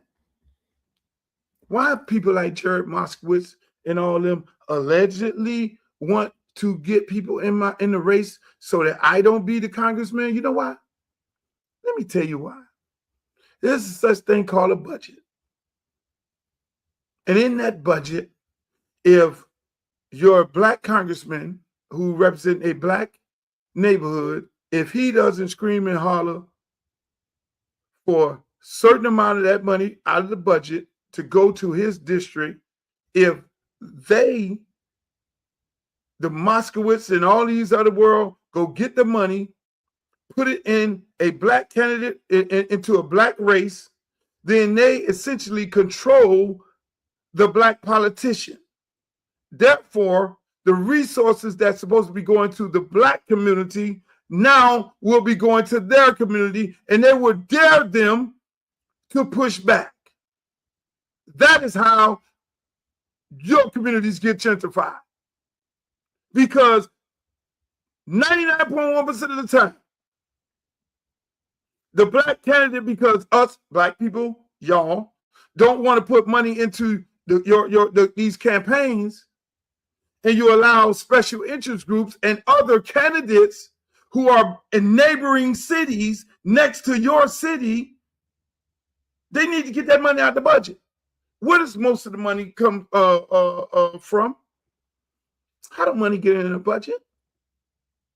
How does money get in the budget? You know how money get in the budget? It's because it's based on the needs. Who needs the most? The black community needs the most because the black community is the cash cow of any budget, whether it's in the state or local, city, school board, federal, anything like that, because the black community is the community that's underserved. That is why these other white candidates who are in the same party get involved in a black race, because they know if there's a real black congressman or Luther Campbell is representing these people, I'm asking for all the money, and I'm going to ask for some of your money. You will not be taking the resources and the money from this district because you don't control me. You let them put the wrong person in there, they will control them. And that's how it works. And before you know it, it's gentrified. You think, come on, let's keep it a buck. Oh, what does he know about politics? I know politics. I'm born in this shit. I know more than they know. I'm born in, that's why when they came after me and I ended up going to the Supreme Court, it was like, oh, y'all picked the right one. I started the record company in Miami, Florida, when there was no such thing as hip hop in the South. I know what I was doing. That's what I do. And they come after me toots and nails because, again, no different than what University of Miami is doing to college football is what I'm doing to their system. They're used to their good old boy system. They're used to all the people in the Democratic Party putting money into a black race so then that they could take the resources from the black community, put it in their community. Then they could then get their little developers, and their developers come and they put the money on that candidate. And before you know it, you find yourself looking out the street. You got mad crime. You got displacement, you got homeless, you got the community looking so bad, but at the same time, you got somebody knocking on your door and he wants your property. And then you make the dumb decision to then now sell the property. And now you got to take on a mortgage somewhere else. You didn't get in the boat and with the family, get y'all in U-Haul and go move to Atlanta because you're going to get more property, more bang for your buck, and you're going to get a better way of living where you can have it at home. We don't be needing to leave. We're leaving because of these special interests. Oh, yeah, we're going to do affordable housing. Affordable to who? Affordable to who? They done took the government housing project, which belongs to the government, not on my watch. You will not be taking the government housing project and giving it to a damn developer to then say affordable to whoever we want to put in there. And when a black person, a black family come up there with their application in, now they want to ask them to jump through all kind of hoops before they can get back into a community that they lived in all their life. Skip it a buck.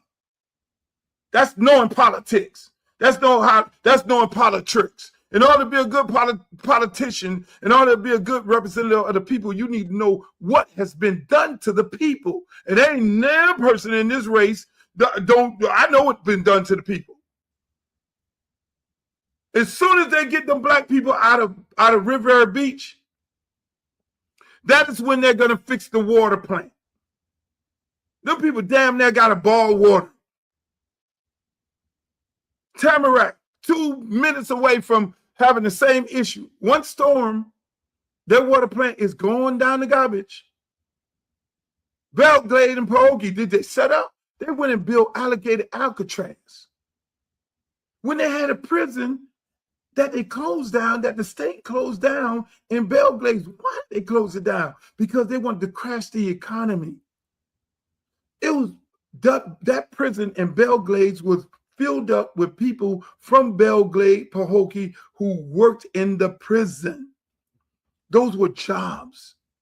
But you went and built a whole damn prison and alligator Alcatraz when you could have opened up that prison, gave them people back their jobs, stimulated the economy. You went into the fucking Everglades before you stimulated the economy of these black people, and you had nobody caping for them.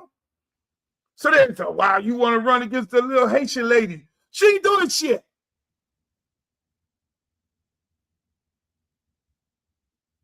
You You just killed the whole economy. Yes, the sugarcane plants are going to go automated. Everything automated. Shit, hell, the golf course is automated right now. They got little robots running around cutting the damn grass. So the sugarcane, they did what they had to do. No disrespect. Big Sugar did what the hell they had to do. It went automated, so that killed half the jobs. Now you still got agriculture out there. You got the prisons being closed down. Who runs the prison? Who runs the prison anywhere in the United States of America? Who runs the dock anywhere? Who runs transit anywhere in America? Who's the nurses anywhere in America? Us. Black people. You could have opened that damn prison back up. If you want to do your little alligator Alcatraz, you ain't had to go out there.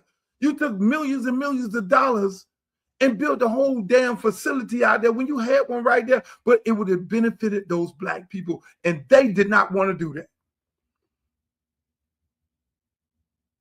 You think they could do that with me as a congressman? I'm pointing out, and they're going to hear me. When they go roll up in there, and I say this to my Haitian brothers and sisters, let me just say this. I'm the guy you want. I'm the guy you want for more reasons than one. My Haitian brothers and sisters, don't get caught up with, oh, we got to go and we got to support a Haitian person, man or woman. Don't get caught up like that. They got TPS is real. They're trying to put you out of this country. They've already put a former mayor out of this country. They're coming for you. And if anybody else in this race that can go have a conversation with Donald Trump and have a conversation with Marco Rubio, then show them to me. If you show them to me, I'll go sit my black ass down. You need me more than you ever needed me in life. I'm just keeping it a buck. And I ain't new to supporting Haitians. Ain't a Haitian person in this race that has did more for Haitian peoples than me. I coached at a Haitian high school for the last 7 years. I got nothing but Haitian kids, mothers who can't even speak English. I've got interpreters on my team to be able to talk to the coach, and mothers crying and thanking God that I got their kid in a college. But mothers who came over don't even have no paperwork. I wanted to do a damn football game in Haiti. They say, Luke, you can't do a football game in Haiti. I went to the district. I said, why? They're going to keep all the kids. They ain't going to let all the kids come back. I'm like, what? These are good kids. These are good, hardworking kids come from good, hardworking parents. I wanted to go do it. I literally was like setting up a game, the exhibition. It was going to be Edison and North Miami. We're going to go to Haiti, and we're going to do a big football game. It's going to be great, electrifying. We got Haitian kids from both Haitian schools are going to go over there. This is what I'm saying. This is my brains. Luke, we can't do that.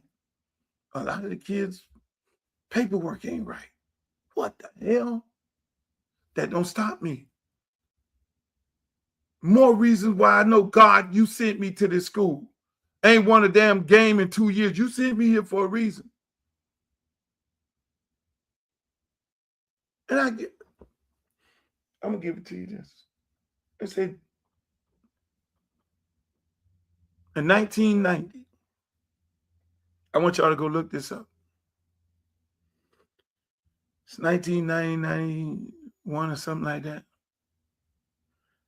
There was a big, similar to Mariel boat lift.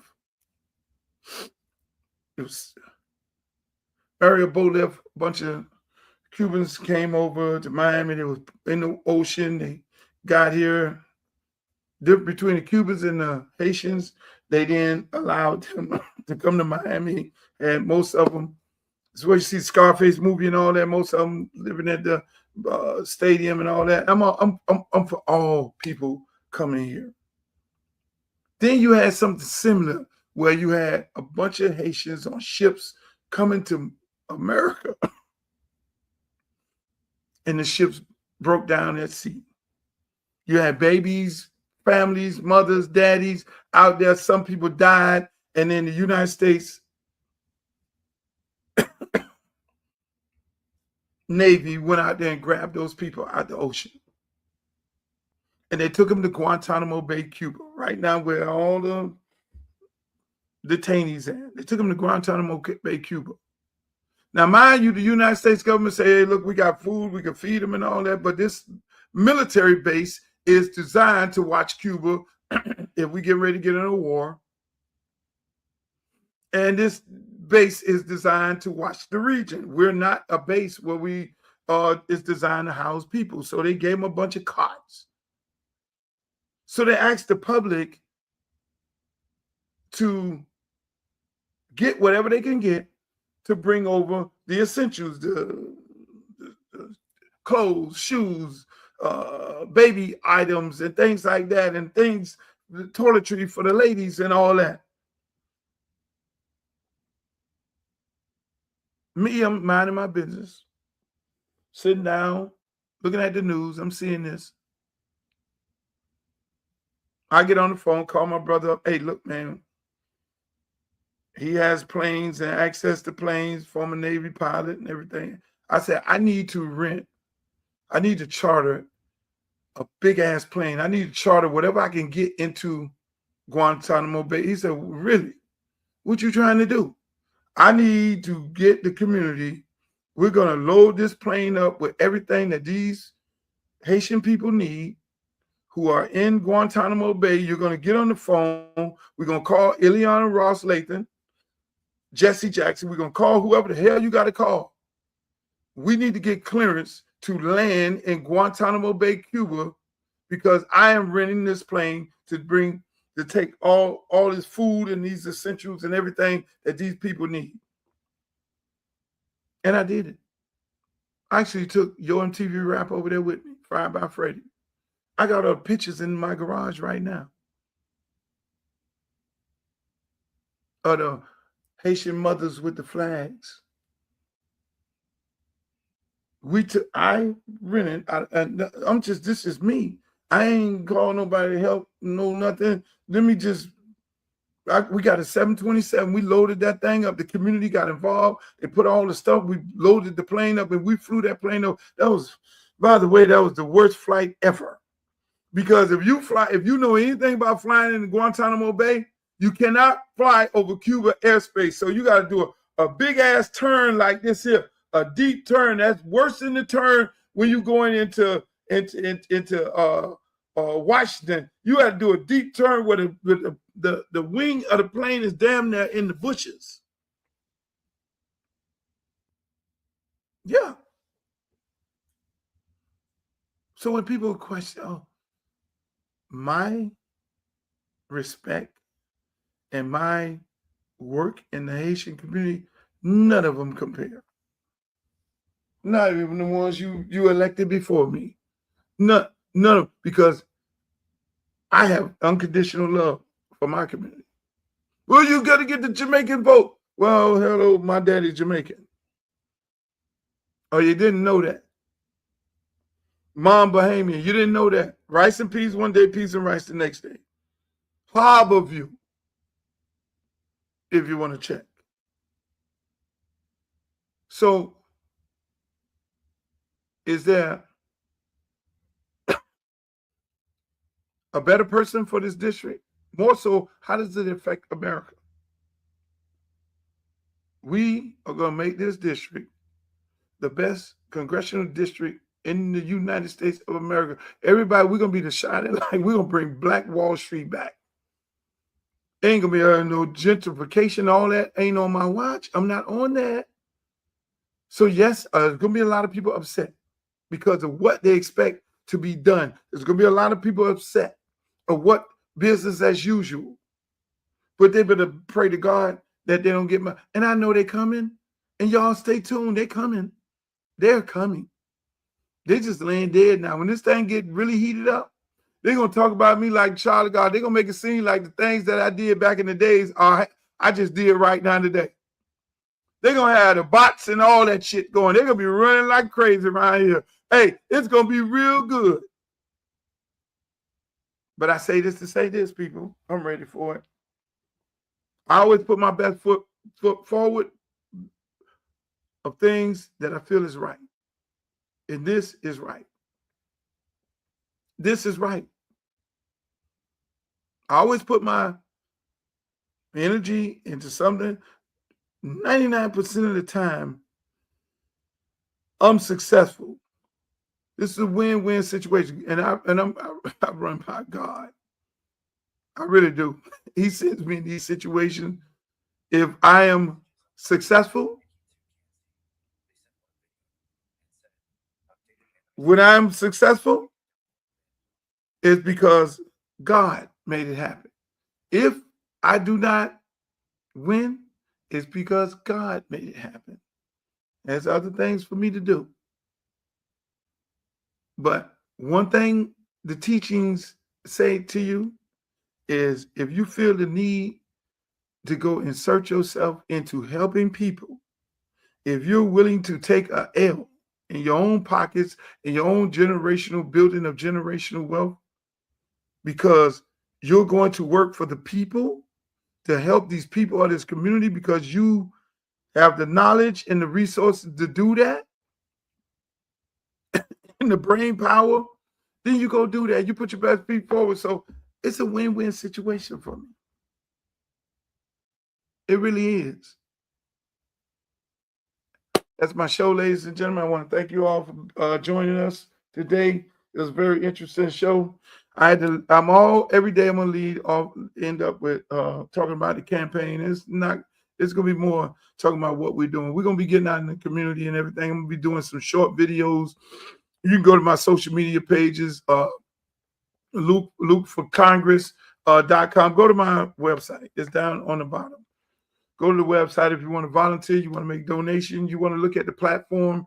Send us an email if you're living in the district and you like, hey, Luke, I want you to come by. We're having a club meeting and we want you to come by and talk to you about some of the issues that concern us in our district. Send me an email. I have no problem with doing that.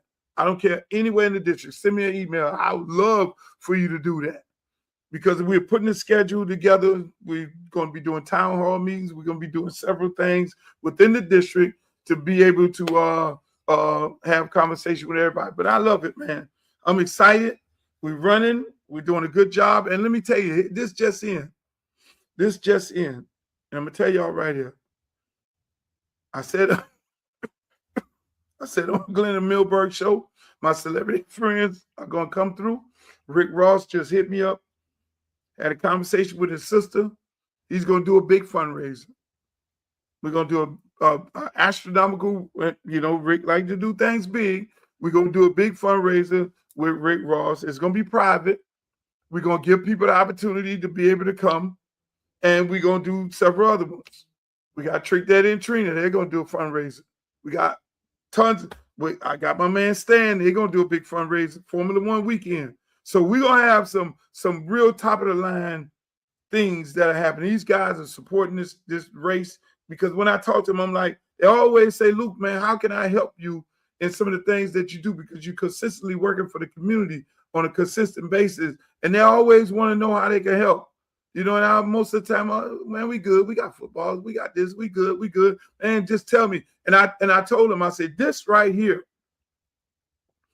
it's not you helping me, but you helping the community because the donations that you guys make to this campaign is going to help me win, but it's going to affect thousands and thousands of people in that district.